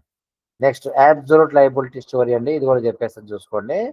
మీకు అబ్సల్యూట్ లయబిలిటీ అంటే ఏంటంటే ఇక్కడ మీకు MC Mehta versus union of India అన్నమాట. ఇక్కడ మీకు ఒక ఈ స్టోరీ వచ్చేసరికి మీకు ఢిల్లీలో ఒక పాయిజనస్ ఓలియం గ్యాస్ ఒకటి లీక్ అయిందండి. ఒక ఫ్యాక్టరీ నుంచి ఓలియం గ్యాస్ ఒకటి లీక్ అయినప్పుడు ఒక లాయర్ చనిపోయాడు అన్నమాట. ఒక లాయర్ చనిపోయిన తర్వాత ఆ ఊర్లో చాలా మంది ఇబ్బంది పడ్డారు అన్నమాట. సో అది వచ్చేసరికి ఏంటంటే అది ఒక శ్రీరామ్ ఫుడ్స్ అనే ఒక ఫ్యాక్టరీ ఉందండి. దాంట్లో పెస్టిసైడ్స్ అవి సబ్ కెమికల్స్ యూజ్ చేసి వాళ్ళు తయారు చేస్తున్నప్పుడు ఒక గ్యాస్ లీక్ అయిందండి. గ్యాస్ లీక్ అయితే ఒక లాయర్ చనిపోయాడు అనమాట. లాయర్ చనిపోతే దాని పెళ్లి కేసు వేసాడు అనమాట. కేసు వేస్తే అప్పుడు ఏం చెప్పారంటే వీళ్ళు మన ఇండియాలో ఫస్ట్ టైము అబ్సల్యూట్ లయబిలిటీ అనే ఒక రూల్ పట్టుకొచ్చారన్నమాట. రూల్ ఏం పట్టుకొచ్చారంటే వీళ్ళు అబ్సల్యూట్ లయబిలిటీ రూల్ ఏం పట్టుకొచ్చారంటే ఇది స్ట్రిక్ట్ లయబిలిటీ కన్నా స్ట్రిక్ట్ అండి. ఇది ఇక్కడ మీకు ఎట్లాంటి డిఫరెన్స్ ఉండదు అని చెప్పిందన్నమాట. అయితే మరి ఏంటి అంత చిన్నదానికి సరిపోయిందా, అంత చిన్నదానికి ఇంత పెద్ద కేసు పెట్టేశారా అని చెప్పారన్నమాట. యాక్చువల్గా అబ్సల్యూట్ లయబిలిటీ ముందు స్టోరీ ఏంటిదంటే మీకు డెప్త్ తర్వాత మీకు ఎక్స్ప్లెయిన్ చేస్తాను. అబ్సల్యూట్ లయబిలిటీ ముందు స్టోరీ ఏంటిదంటే మీ అందరికి తెలిసే ఉండొచ్చు భోపాల్ గ్యాస్ ట్రాజెడీ అన్నమాట. మీకు మధ్యప్రదేశ్ భోపాల్లో అర్ధరాత్రి గ్యాస్ లీక్ అయింది. గ్యాస్ లీక్ అయ్యేసరికి కొన్ని వేల మంది చనిపోయారన్నమాట. మీకు అది ఈ రోజుకి మీరు అబ్జర్వ్ చేసుకుంటే ఆ గ్యాస్ లీక్ అయినందుకు ఈ నేటికి మీరు అబ్జర్వ్ చేసుకుంటే 5 లక్షల మంది వరకు దాని మీద సఫర్ అయ్యారన్నమాట. కొన్ని వేల మంది చనిపోయారన్నమాట మీకు అది. అయితే అయితే ఆ రోజు ఒక్కరోజు చనిపోయింది మాత్రం 3,000 మంది చనిపోయారు. స్టార్టింగ్ లో మాత్రం ఎంతో మంది రోడ్డు మీద నొర కక్కుంటూ పరిగెత్తారన్నమాట. కళ్ళు ఎర్రగా అయిపోయినాయి వాళ్ళకి, ఊపిరి రావట్లేదు వాళ్ళకి. అయితే 84లో జరిగిందండి అది. 84లో ఏం జరిగిందంటే ఈ యొక్క కేసులో మీకు 84లో భోపాల్ గ్యాస్ జరిగినప్పుడు అంత వేల మంది చనిపోయినప్పుడు అన్ఫార్చునేట్ వాళ్ళు ఏం చేశారంటే అప్పట్లో మనకి స్ట్రిక్ట్ లయబిలిటీ అని ఒకటే ఉండేది కాబట్టి ఈ స్ట్రిక్ట్ లయబిలిటీ వాళ్ళు ఏమి ఎస్కేప్ చేశారంటే స్ట్రిక్ట్ లయబిలిటీ ఏం చెప్తుందండి మీకు అది స్ట్రిక్ట్ లయబిలిటీ మీకు యాక్ట్ ఆఫ్ గాడ్ అని చెప్పి కొన్ని డిఫరెన్స్ ఉంటుంది అన్నమాట మీకు. అంటే ఆ కేసులో మీకు స్ట్రిక్ట్ లయబిలిటీ మీరు తప్పించుకోవాలంటే ఇక్కడ మీకు కొన్ని డిఫరెన్స్లు ఉంటుంది అన్నమాట మీకు. అయితే వీళ్ళు ఏం చేశారంటే గొప్ప వాళ్ళు అవడం వల్ల భోపాల్ గ్యాస్ ట్రాజడీలో ఏం చేశారంటే స్ట్రిక్ట్ లయబిలిటీలో ఉన్న కొన్ని డిఫరెన్సెస్ ని వాడుకొని తప్పించుకుంటామట.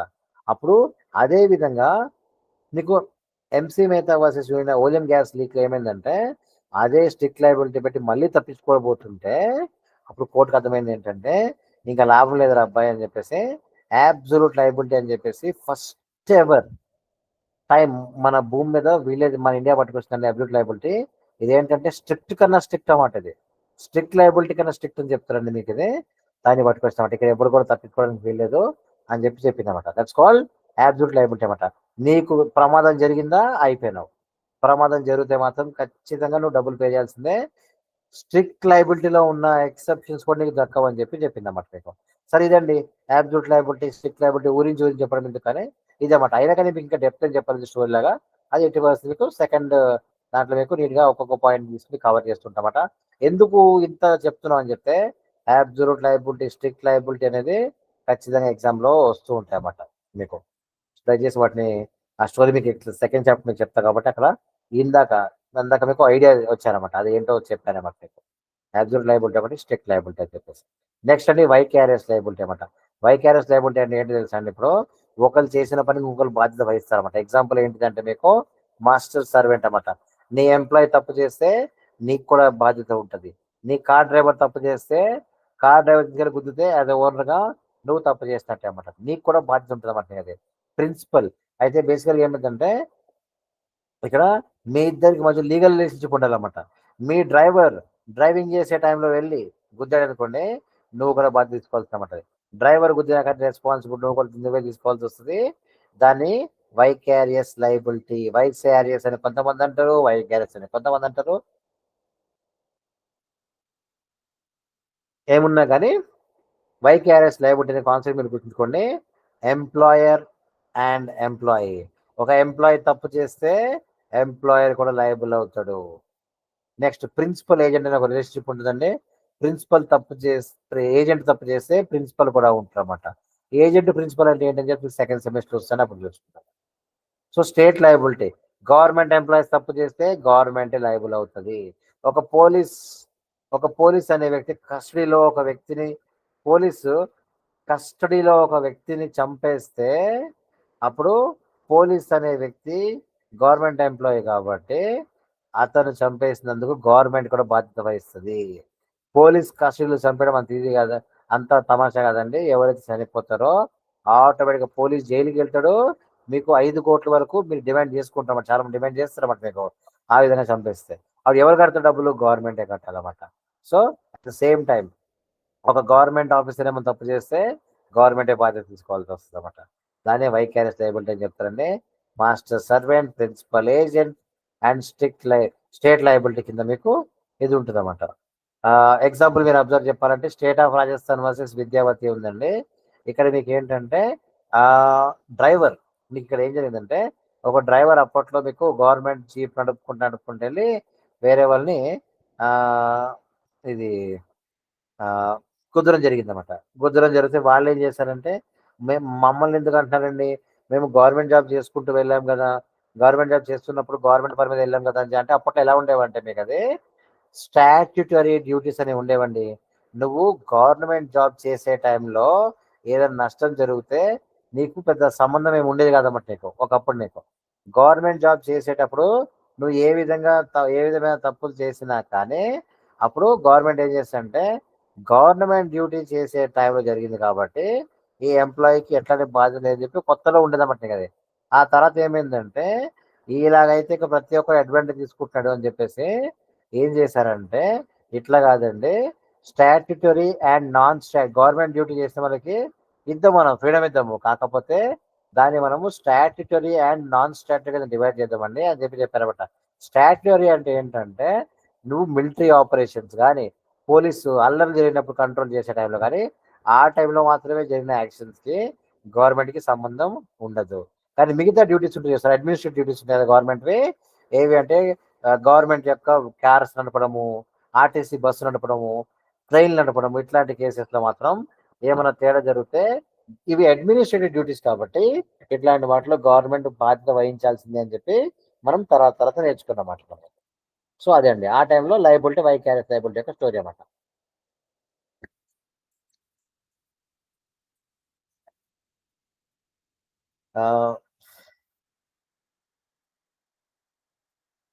నెక్స్ట్ మీరు అబ్జర్వ్ చేసుకుంటే నో లయబిలిటీ వితౌట్ డ్యామేజ్ అన్నమాట. సింపుల్ అండి. సింపుల్ చెప్పాలంటే వితౌట్ డ్యామేజ్ జనరల్ ప్రిన్సిపల్ ఏముంటుందండి మీకు అది, దేర్ కెన్ బి నో టాట్ వితౌట్ డ్యామేజ్. అయితే law protects legal rights only when they are violated and can liability arrange అన్నమాట, అప్పుడు మాత్రమే అన్నమాట. సో మీకు పైన చెప్పిన కాన్సెప్ట్ అండి మీకు అది, సో నేను మళ్ళీ రిపీట్ చేయాల్సిన అవసరం లేదన్నమాట. నెక్స్ట్ వస్తుంది మీకు అది fault in law of touts. Law of torts లో అసలు ఫాల్ట్ అంటే ఏంటో చూద్దాం ఒకసారి. సో ఫాల్ట్ అంటే ఏంటంటే లా ఆఫ్ టాట్స్ లో, ఇన్ లా ఆఫ్ టాట్ fault means some blame worthy conduct by the defendant అన్నమాట. సో నిన్ను బ్లేమ్ చేయడం కోసం అది సరిపోయిన యాక్షన్స్ అన్నమాట నువ్వు చేస్తావన్నమాట, దాన్నే ఫాల్ట్ అని చెప్తారు. ఎగ్జాంపుల్ మీరు మీనింగ్ చూసుకుంటే ఫాల్ట్ అంటే failure to act with care, caution, lawful behaviour. ఎప్పుడైతే నువ్వు కేర్తో కాషన్ లాఫుల్ బిహేవియర్ లేకుండా నువ్వు బిహేవ్ చేస్తావు దాన్ని ఫాల్ట్ అని చెప్తారన్నమాట. It includes negligence, intention, recklessness అన్నమాట. ఫాల్ట్ అంటే ఏంటంటే కదా మీకు అది నువ్వు నెగ్లిజెంట్గా చేయొచ్చు, ఇంటెన్షన్గా చేయొచ్చు, రెక్లెస్నెస్తో చేయొచ్చు అన్నమాట. అయితే ఫాల్ట్ బేస్డ్ లయబిలిటీ అంటే ఏంటంటే most torts require proof of fault. Fault based లయబిలిటీలో మీకు మోస్ట్ ఆఫ్ ద థాట్స్ నీకు ఏముంటుందండి మీకు అదే ప్రూఫ్ కావాలన్నమాట. ఫాల్ట్ ఎగ్జాంపుల్ నెగ్లిజెన్స్ అంటే driver ర్యాష్లీ drives and injures pedestrian. ఈ థాట్స్కి నేను ప్రూఫ్ చూపించాలన్నమాట, నెగ్లిజెంట్గా నడిపాడని చెప్పేసి. డిఫేమేషన్ ఏంటంటే తెలిసి చేశాడు, కేర్ తీసుకోకుండా విచ్చలవిడి మైండ్తో చేశాడని చెప్పి నువ్వు ప్రూవ్ చేయాలి. ట్రెస్పాస్ వేరే వాళ్ళ ల్యాండ్లోకి నువ్వు యాక్సిడెంట్గా కాదు నువ్వు ఇంటెన్షన్గా వెళ్ళావని చెప్పి నువ్వు ప్రూవ్ చేయాలన్నమాట. దీన్ని ఫాల్ట్ బేస్డ్ లయబిలిటీ అని చెప్తాను. అయితే నో ఫాల్ట్ బేస్డ్ లయబిలిటీ అంటే నో ఫాల్ట్ అంటే నీకు స్ట్రిక్ట్ లయబిలిటీ అన్నమాట. మీకు అది పైన చెప్పా కదండి, మోటార్ వెహికల్ యాక్ట్ ఎగ్జాంపుల్ తీసుకుంటే నువ్వు రోడ్ యాక్సిడెంట్లో నీ ఫాల్ట్ ఉన్నా లేకపోయినా కానీ, ప్రూఫ్ ఉన్నా లేకపోయినా కానీ, ఇక్కడ పైన మాత్రం ప్రూవ్ చేయాల్సి వస్తుంది. కానీ fault based liability negligence, defamation, ట్రెస్పాస్లో నువ్వు ఫాల్ట్ ప్రూవ్ చేయాలి. కానీ ఇక్కడ plaintiff must prove that defendant was at fault. కానీ నో ఫాల్ట్ లయబిలిటీలో మాత్రం ఏమైందంటే మీకు ఎస్పెషల్లీ మోటార్ వెహికల్ యాక్ట్ తీసుకోండి కానీ compensation is payable without fault అన్నమాట. రోడ్ యాక్సిడెంట్ చేసినప్పుడు నీ ఫాల్ట్ ఉండకపోయి యాక్సిడెంట్ జరిగిందే ఖచ్చితంగా నువ్వు డబ్బులు కట్టాల్సిందే. తర్వాత rule in rail and cell Fletcher, మీకు చెప్పారు కదండి, రైల్ అండ్ సెల్ ఫ్లెచర్ కేసులో వాటర్ ఎస్కేప్ అయినప్పుడు నీ ఫాల్ట్ ఉన్నా లేకపోయినా కానీ. సో ఫాల్ట్ బేస్డ్ లయబిలిటీ ఒకటి ఉంటే, నో ఫాల్ట్ బేస్డ్ లయబిలిటీ అంటే స్ట్రిక్ట్ లయబిలిటీ అని ఒకటి అన్నమాట. దట్స్ ఇట్ అండి. ఈ రెండు మీరు గుర్తుంచుకోండి. ఫాల్ట్ బేస్డ్ లయబిలిటీ ఒకటి, దాంట్లో మీకు negligent, defamation and no fault based liability వస్తుంది. దాన్ని చూద్దాం ఒకసారి. దట్స్ ఇట్ అండి. అయితే ఇండియాలో నీకు టాట్ law follows both fault based and no fault based liability అన్నమాట. అది మన ఇండియా రెండింటిని ఫాలో అవుతుంటుంది అన్నమాట మన దేశం. నీకు యూకే వచ్చేసరికి నీకు వేరే ఉంటుంది అన్నమాట. యూకే వచ్చేసరికి నీకు దాని రూల్స్ మారిపోతాయండి, డిఫరెంట్ కంట్రీస్ మారిపోతుంది. మన ఇండియా మాత్రం రెండు ఫాలో అవుతుంటుంది మన ఇండియా మాత్రం. నెక్స్ట్ టాపిక్ వచ్చేసరికి కదా wrongful intent in law of thoughts. Wrongful intent అంటే ఏంటంటే మీకు అదే నీ యొక్క స్టేట్ ఆఫ్ మైండ్ అన్నమాట. నీ యొక్క స్టేట్ ఆఫ్ మైండ్ ఏమవుతుందో ఆ థాట్లో liability depends on state of mind అన్నమాట. So wrongful intent means doing an act knowingly, deliberately, wilfully అన్నమాట. మీకు దానే రాంగ్ఫుల్ ఇంటెంట్ అని చెప్తారు అన్నమాట. సో రాంగ్ఫుల్ ఇంటెంట్ ఎప్పుడు నీకు అది నీకు తెలియజేయాలన్నమాట. You know that act is unlawful and he desires to cause harm. నువ్వు డిజైర్ కావాలని చెప్పి చేద్దామని చెప్పి నువ్వు మ్యాలిస్ అంటే నువ్వు వక్ర బుద్ధితో, నీ కుళ్ళు బుద్ధితో నువ్వు డెలిబరేట్గా నువ్వు చేస్తావు కదా, అది విత్ డిస్రిగార్డ్ ఫర్ అదర్స్ అనమాట. వేరే వాళ్ళ విషయం పైన ఎట్లాంటి పట్టింపు లేకుండా, ఏ జాలి లేకుండా చేస్తావు కదా, అది దాన్నే రాంగ్ఫుల్ ఇంటెంట్ అని చెప్తారు. ఎగ్జాంపుల్ ఏంటిదంటే మీకు A spreads false rumour about B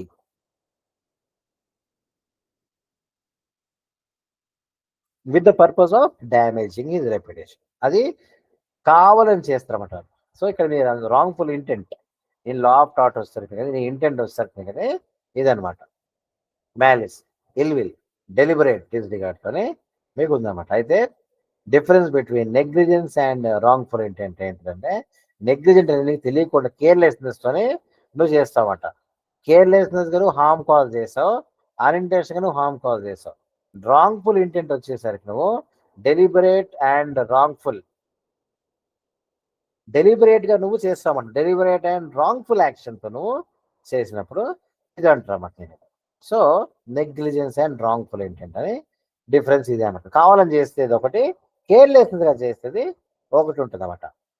thoughts where wrongful intent is important అని చెప్తే, నీకు రాంగ్ఫుల్ ఇంటెంట్ ఎక్కడ ఇంపార్టెంట్ అవుతుంది చెప్తే, అసాల్ట్ వచ్చేసరికి నువ్వు ఇంటెన్షన్గా క్రియేట్ చేసావా, ఫియర్ ఆఫ్ ఇమ్మీడియట్ హార్మ్ అని చెప్పి నువ్వు క్రియేట్ చేసావా, బ్యాటరీ కొట్టినప్పుడు కావాలని చేసావా.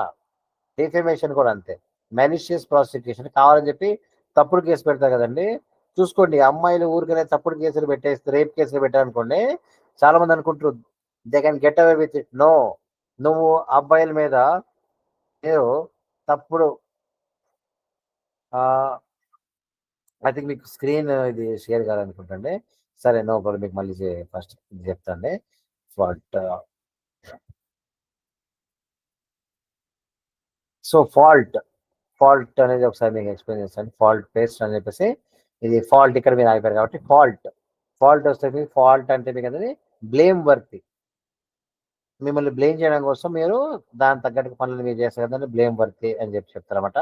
బ్లేమ్ వర్తిలో మీకు ఏముంటాయి అంటే ఇక్కడ మీకు, మీరు నెగ్లిజెంట్గా, కేర్లెస్గా, ఇంటెన్షన్గా, రెక్లెస్గా మీరు బిహేవ్ చేస్తారు కదండి, అప్పుడు మీకు దాన్ని ఫాల్ట్ అని చెప్తారన్నమాట.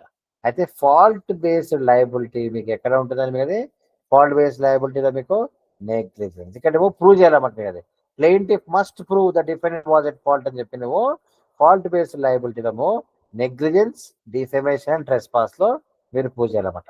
కొన్ని కేసెస్లో మీరు ప్రూవ్ చేయాల్సిన అవసరం లేదండి, స్ట్రిక్ట్ లయబిలిటీ అన్నమాట. స్ట్రిక్ట్ లయబిలిటీ కేసులో మీకు ఏముందండి, రెలవెంట్ ఫీచర్ మీకు కేసు చేసిన పైన చెప్పేశాను కాబట్టి, నెక్స్ట్ మోటార్ వెహికల్ యాక్ట్ ఉంది కదండి. మోటార్ వెహికల్ యాక్ట్లో నీకు రోడ్ యాక్సిడెంట్ అయింది అనుకోండి, యాక్సిడెంట్ అయినప్పుడు ప్రూఫ్ లేకపోయినా కానీ అవతల వ్యక్తి నీ తప్పు ఉంది, వాళ్ళ తప్పు ఉంది అవన్నీ పక్కన పెడితే ముందు డబ్బులు కట్టాల్సింది అనమాట, రోడ్ యాక్సిడెంట్ అవుతుంది. దట్స్ ఇట్, అది ఫాల్ట్ గురించి అన్నమాట. నెక్స్ట్ మీకు వచ్చేసరికి wrongful intent. The next topic మనకు ఉందండి, స్క్రీన్ షేర్ అవ్వటం పక్కన తీసుకెళ్తాను. ఇదనమాట నెక్స్ట్ టాపిక్ ఏంటంటే మీకు రాంగ్ఫుల్ ఇంటెంట్ అనమాట. రాంగ్ఫుల్ ఇంటెంట్ ఏంటంటే నువ్వు కావాలని చెప్పి డెలిబరేట్గా, విల్ఫుల్గా చేస్తావు కదా, దాన్ని రాంగ్ఫుల్ ఇంటెంట్ అని చెప్తారన్నమాట. మ్యాలిషియస్గా కావాలని చెప్పి, ఇందాక చెప్పే కదా మీరు కుట్ర పని చేస్తా కదా, అదనమాట. సో అది నీకు wrongful intent. Example, A spreads B wrong information అని కదా, దాన్ని రాంగ్ఫుల్ ఇంటెంట్ అని చెప్తుంటాం అంతే.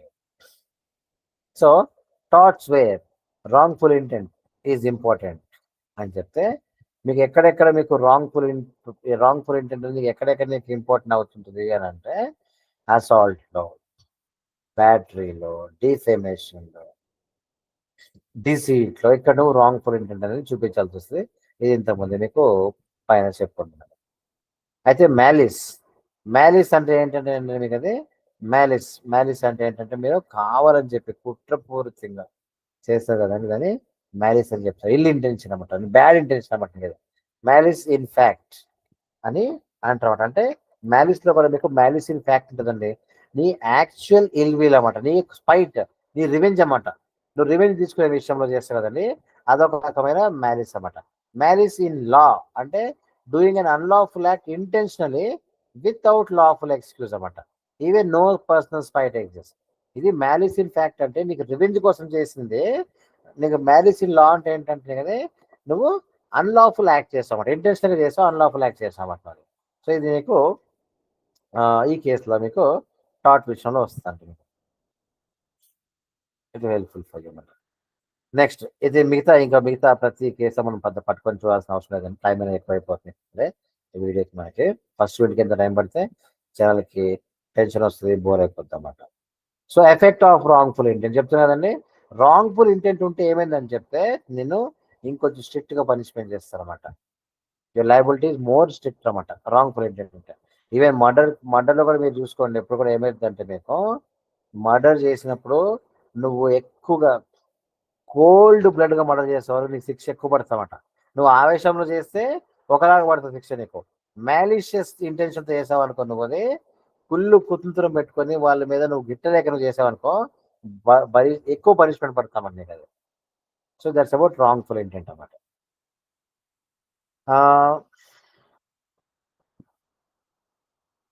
అయితే నెక్స్ట్ వచ్చేసరికి మనకి మ్యాలిస్ ఉందండి. సేమ్ అదే మ్యాలిస్‌ని ఎక్స్‌ప్లెయిన్ చేశారు. అది మనకు అదంత పెద్ద డెప్త్‌గా ఏమి వెళ్ళక్కర్లేదు దానికి. నెక్స్ట్ ఏమో నెగ్లిజెన్స్ పైన చెప్పింది ఉంది కదండీ! Same negligence it's a duty of care పెద్ద కోర్స్ బిల్డింగ్ కాదు మీకది. కోర్ టాపిక్ ఏం కాదు. జస్ట్ నెగ్లిజెన్స్‌లో మీకొచ్చేసరికి మీకేముంటదంటే ఇక్కడ మీకు ఆహ్, ఎసెన్షియల్ ఎలిమెంట్స్ అని మీరు చూసుకుంటే మీకు లీగల్ డ్యూటీ ఉండాలి, బ్రీచ్ ఆఫ్ డ్యూటీ అవ్వాలని చెప్పి పైన ఆల్రెడీ చెప్పాను కాబట్టి దిస్ ఫైన్.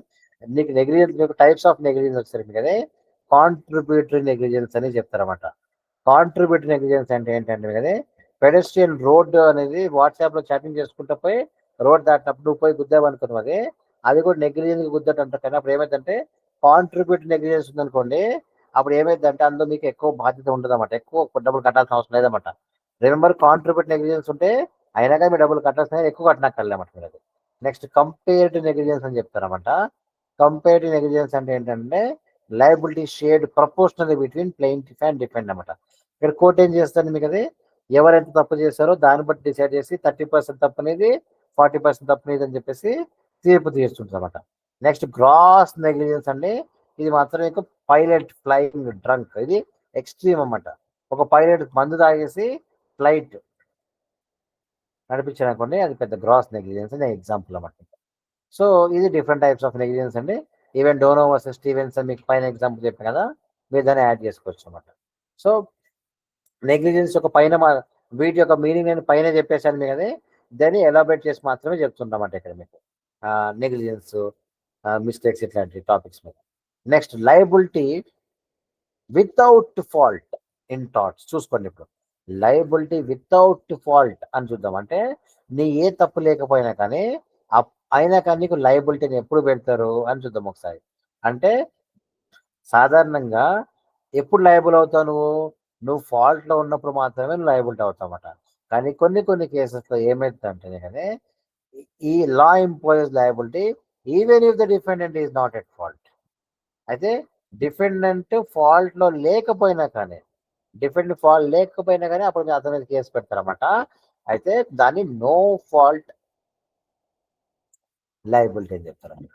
మరి నో ఫాల్ట్ లయబిలిటీ ఎట్లా పెడతారు అన్యాయం కదా అని చెప్పినప్పుడు అది based on public policy and social justice అంటండి.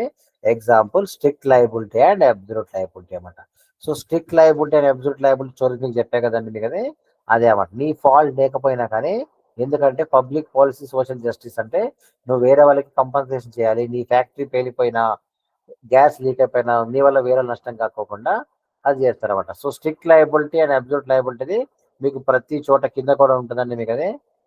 మీకు స్ట్రిక్ట్ లయబిలిటీ స్టోరీ మీకు చెప్పే కదండి రైలర్ వర్సెస్ ఫ్లెచర్లో ఏం జరిగిందో. సో డేంజరస్ థింగ్స్ ప్రిన్సిపల్ ఏంటిదంటే మీకు నువ్వు నీ ల్యాండ్లోకి డేంజరస్ థింగ్స్ తీసుకొచ్చినప్పుడు ఆ డేంజరస్ థింగ్ ఎస్కేప్ అయిపోయింది అనుకో, దానివల్ల వేరే డ్యామేజ్ అయిపోయింది అనుకో, నువ్వు ప్రికాషన్ మొత్తం తీసుకున్నావు అనుకో, ఆయన ప్రికాషన్ మొత్తం తీసుకొని నువ్వు చేసినా కానీ దానికి బాధ్యత నీకే ఉంటుందని చెప్పి చెప్పిందన్నమాట ఈ ఈ యొక్క ప్రిన్సిపల్లో.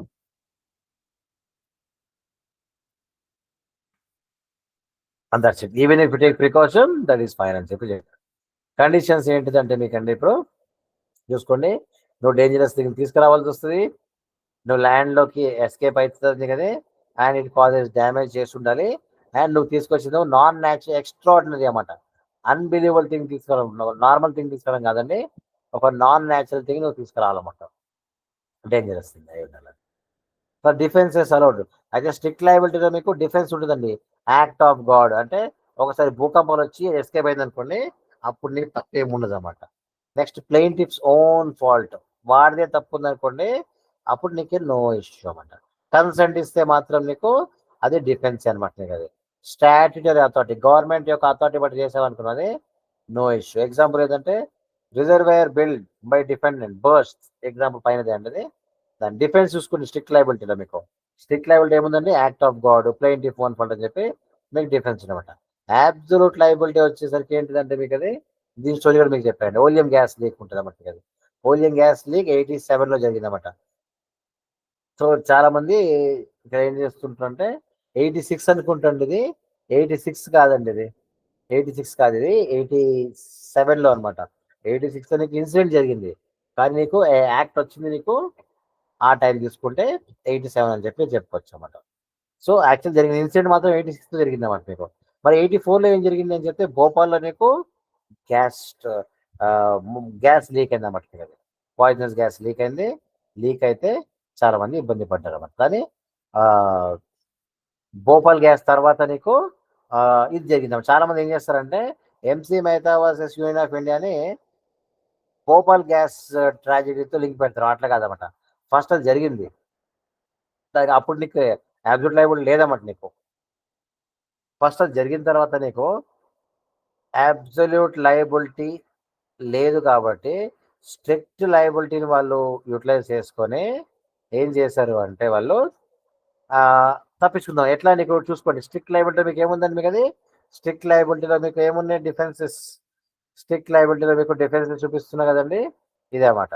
Defences allowed are act of God, plaintiff own fault, consent of plaintiff, statutory authority. ఇవి మీకు డిఫెన్స్ అన్నమాట. స్ట్రిక్ట్ ఇందాక మీకు ఎక్స్ప్లెయిన్ చేస్తాను. ఆ టైంలో మీకు స్క్రీన్ కనపడలేదేమో. అన్ఫార్చునేట్లీ మంచి సబ్జెక్ట్ అండి. మంచి సబ్జెక్ట్ టైంలో స్క్రీన్ షేరింగ్ అనేది ఎందుకో ఇబ్బంది పెడుతుంది. సో అబ్సల్యూట్ లయబిలిటీ వచ్చేసరికి గుర్తుంచుకోండి సింపుల్గా. 1984లో భోపాల్ గ్యాస్ ట్రాజడీ జరిగింది. 3,000 మంది స్టార్టింగ్ చనిపోయారు. ఆ తర్వాత 10,000 మంది, 20,000 మంది లాస్ట్కి నేటి వరకు చూసుకుని 5 లక్షల మంది ఎఫెక్ట్ అయ్యారన్నమాట దాని విషయం పైన. అయితే ఫస్ట్ ఆఫ్ ఆల్ 84లో జరిగినప్పుడు ఏమైందంటే వాళ్ళు తప్పించుకుంటారన్నమాట. వాళ్ళు అది చెప్పారు, ఇది చెప్పారు, స్ట్రిక్ట్ లయబిలిటీలో యాక్ట్ ఆఫ్ గాడ్ అని చెప్పి తప్పించేస్తున్నమాట వాళ్ళు. కానీ ఈ నెక్స్ట్ కొన్ని 2 ఏళ్లకి 84 తర్వాత 86లో ఏం జరిగిందంటే MC Mehta versus union of ఇండియాలో సేమ్ ఢిల్లీలో కూడా సేమ్ అట్లా గ్యాస్ లీక్ అయి చనిపోతే ఒక లాయర్ చనిపోయాడు అనమాట. ఈ ఎంసీ మెహతా అని మంచి ఫేమస్ ఎన్విరాన్మెంటల్ లాయర్ అనమాట. అతనిపై కేసేసి ఏంటంటే ఇది స్ట్రిక్ట్ లయబిలిటీ వస్తే ఇట్లా తప్పించుకుంటాను వీళ్ళు, మరి ఎవరికైనా మీరు మరి అందించాలి కదండి, మరి వాళ్ళకి ఎట్లాగైనా సాయం చేయాలని చెప్పినప్పుడు అప్పుడు కోర్టు ఏం చేస్తుంటే అబ్సల్యూట్ లయబిలిటీ అని చెప్పేసి ఒక రూల్ పట్టుకొచ్చండి. అయితే గుర్తుంచుకోండి, MC Mehta versus union of India కేసులో నీకు అబ్సల్యూట్ లయబిలిటీ మాత్రమే కాదండి, నీకు అదే టైంలో నీకు ఫస్ట్ టైం ఎవరు మన దేశంలో ఎన్విరాన్మెంటల్ లా కూడా వచ్చిందన్నమాట. మనకి ఎన్విరాన్మెంటల్ యాక్ట్ 1986 ఉంటుంది, అది వచ్చింది. వాటితో పాటు మీకు ఇన్సూరెన్స్ అనేది ఉంటుందండి. ఆ ఇన్సూరెన్స్ యాక్ట్ కూడా మీకు అప్పుడప్పుడే పట్టుకొచ్చారు అన్నమాట. దాట్స్ సో సో ఇదే అండి fault based liability and liability without fault యొక్క డిఫరెన్స్ పైన చెప్పే కదండి, దాన్ని బట్టే ఉంటుంది. నెక్స్ట్ వచ్చేసరికి అది statutory liability in law of torts అన్నమాట. Statutory liability in law of torts అంటే ఏంటిదంటే statutory liability arises when law or statute imposes liability on a person for not following provisions. అంటే unlike general tort liability judge made కాకుండా statutory liability is created by legislation అన్నమాట. ఎందుకు చేశారు నీకు ఇది చూసుకోండి. స్టాట్యూటరీ లయబిలిటీ అంటే ఏంటంటే నీకు గవర్నమెంట్ పెట్టిందన్నమాట నీకు అది regardless of common law of torts. Example ఏంది? Failure to comply with safety regulations, environmental laws, traffic laws అన్నమాట. ఇవన్నీ మీకు స్టాట్యూటరీగా గవర్నమెంట్ పెట్టిందన్నమాట. అది ఇక్కడ మీకు ఏముంటాయంటే ఇక్కడ మీకు స్పెషల్ ఇక్కడ మాత్రం మీకు మామూలుగా మీకు సమాజంలో బతున్నందుకు మీకు బాధ్యత ఉంటుంది. కానీ స్టాట్యూటరీ లయబిలిటీ వస్తే మీకు స్పెషల్ డ్యూటీస్ ఉంటుంది, పెనాల్టీస్ ఉంటుంది, గవర్నమెంట్ సెటప్ చేసింది ఉంటుంది అన్నమాట. ఇది గుర్తుంచుకోండి. మీకు ఇది ఎగ్జాంపుల్ ఏంటిది statutory liability law of torts అని చెప్తే motor vehicle acts, factories act, environmental laws, consumer protection acts.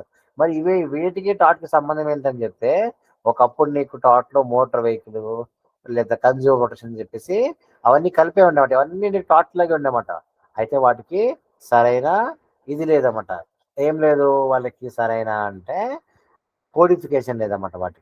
వాటికి సరైన కోడిఫికేషన్ లేక అవి ఒక పద్ధతిలో లేకపోయేసరికి ఏం జరిగిందబ్బా అంటే ఒక్కొక్కరు కన్ఫ్యూజ్ అయిపోతున్నమాట. అప్పుడు గవర్నమెంట్ ఏం చేస్తుందంటే కొన్నిటికి స్టాట్యూటరీ లయబిలిటీ తీసుకొద్దాం అబ్బా అని చెప్పేసి ప్రభుత్వం ఏం చేస్తుందంటే కొన్నిటికి స్టాట్యూటరీ లయబిలిటీ, అది స్క్రీన్ మళ్ళీ కనపడలే అనుకుంటా, గవర్నమెంట్ ఏం చేస్తుందంటే స్టాట్యూటరీ లయబిలిటీ తీసుకొద్దామని చెప్పేసి గవర్నమెంట్ కొన్ని స్ట్రిక్ట్గా తీసుకొచ్చి మోటార్ వెహికల్ యాక్ట్ని సెపరేట్ చేసేసినమాట. అప్పుడు దాకా వాటిని జడ్జి బేస్ మీద జడ్జి చెప్పిన మాట మీద బట్టి డిసైడ్ కాకోకుండా వీటిని ఏం చేసిందంటే వీటిని సెపరేట్గా పెట్టి వాటికి పనిష్మెంట్ చేసిందన్నమాట. సాధారణంగా నీకు టాట్ అవి జడ్జి తయారు చేస్తూ ఉంటాయి అన్నమాట. జడ్జి ప్రీవియస్ కేసులో పడుతుంది అన్నమాట. కానీ ఇక్కడ మాత్రం ఏంటంటే statutory liability created by legislation అన్నమాట. ఇది చట్టం బట్టి మీకు ఉంటుంది అన్నమాట. Especially motor vehicle act. నువ్వు వేరే వాళ్ళని గుర్తే తప్పే అది, అది టాటే అది. కానీ ఈ టాట్ నీకు ఎక్కడుంది? నీకు ఒక యాక్ట్లో ఉందన్నమాట. నీకు నువ్వు కన్జ్యూమర్ ప్రొటెక్షన్ యాక్ట్, నువ్వు ఏదైనా మోసపోయావు అనుకో, నువ్వు కన్జ్యూమర్ ప్రొటెక్షన్ యాక్ట్ అయితే అది నీకు తప్పే అవుతుంది కదా. అయితే ఆ తప్పు వచ్చేసరికి నీకు ఇక్కడ నీకు యాక్ట్లో ఫామ్లో ఉందన్నమాట ఇది.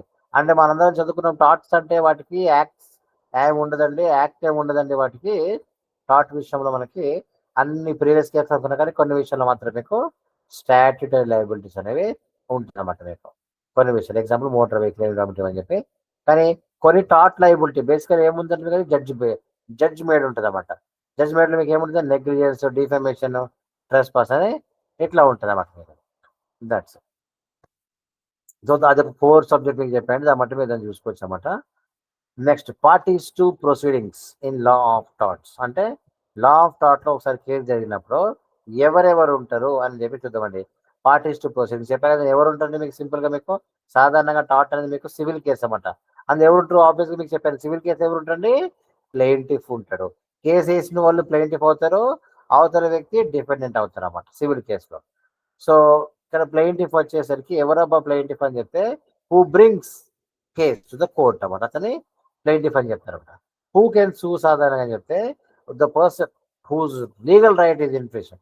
అతని లీగల్ రైట్ని నువ్వు మీరినప్పుడు, తర్వాత రిప్రజెంటేటివ్ కానీ గార్డియన్ కానీ, అంటే if a person is minor ఉన్నప్పుడు అతన్ని guardian can sue on their behalf.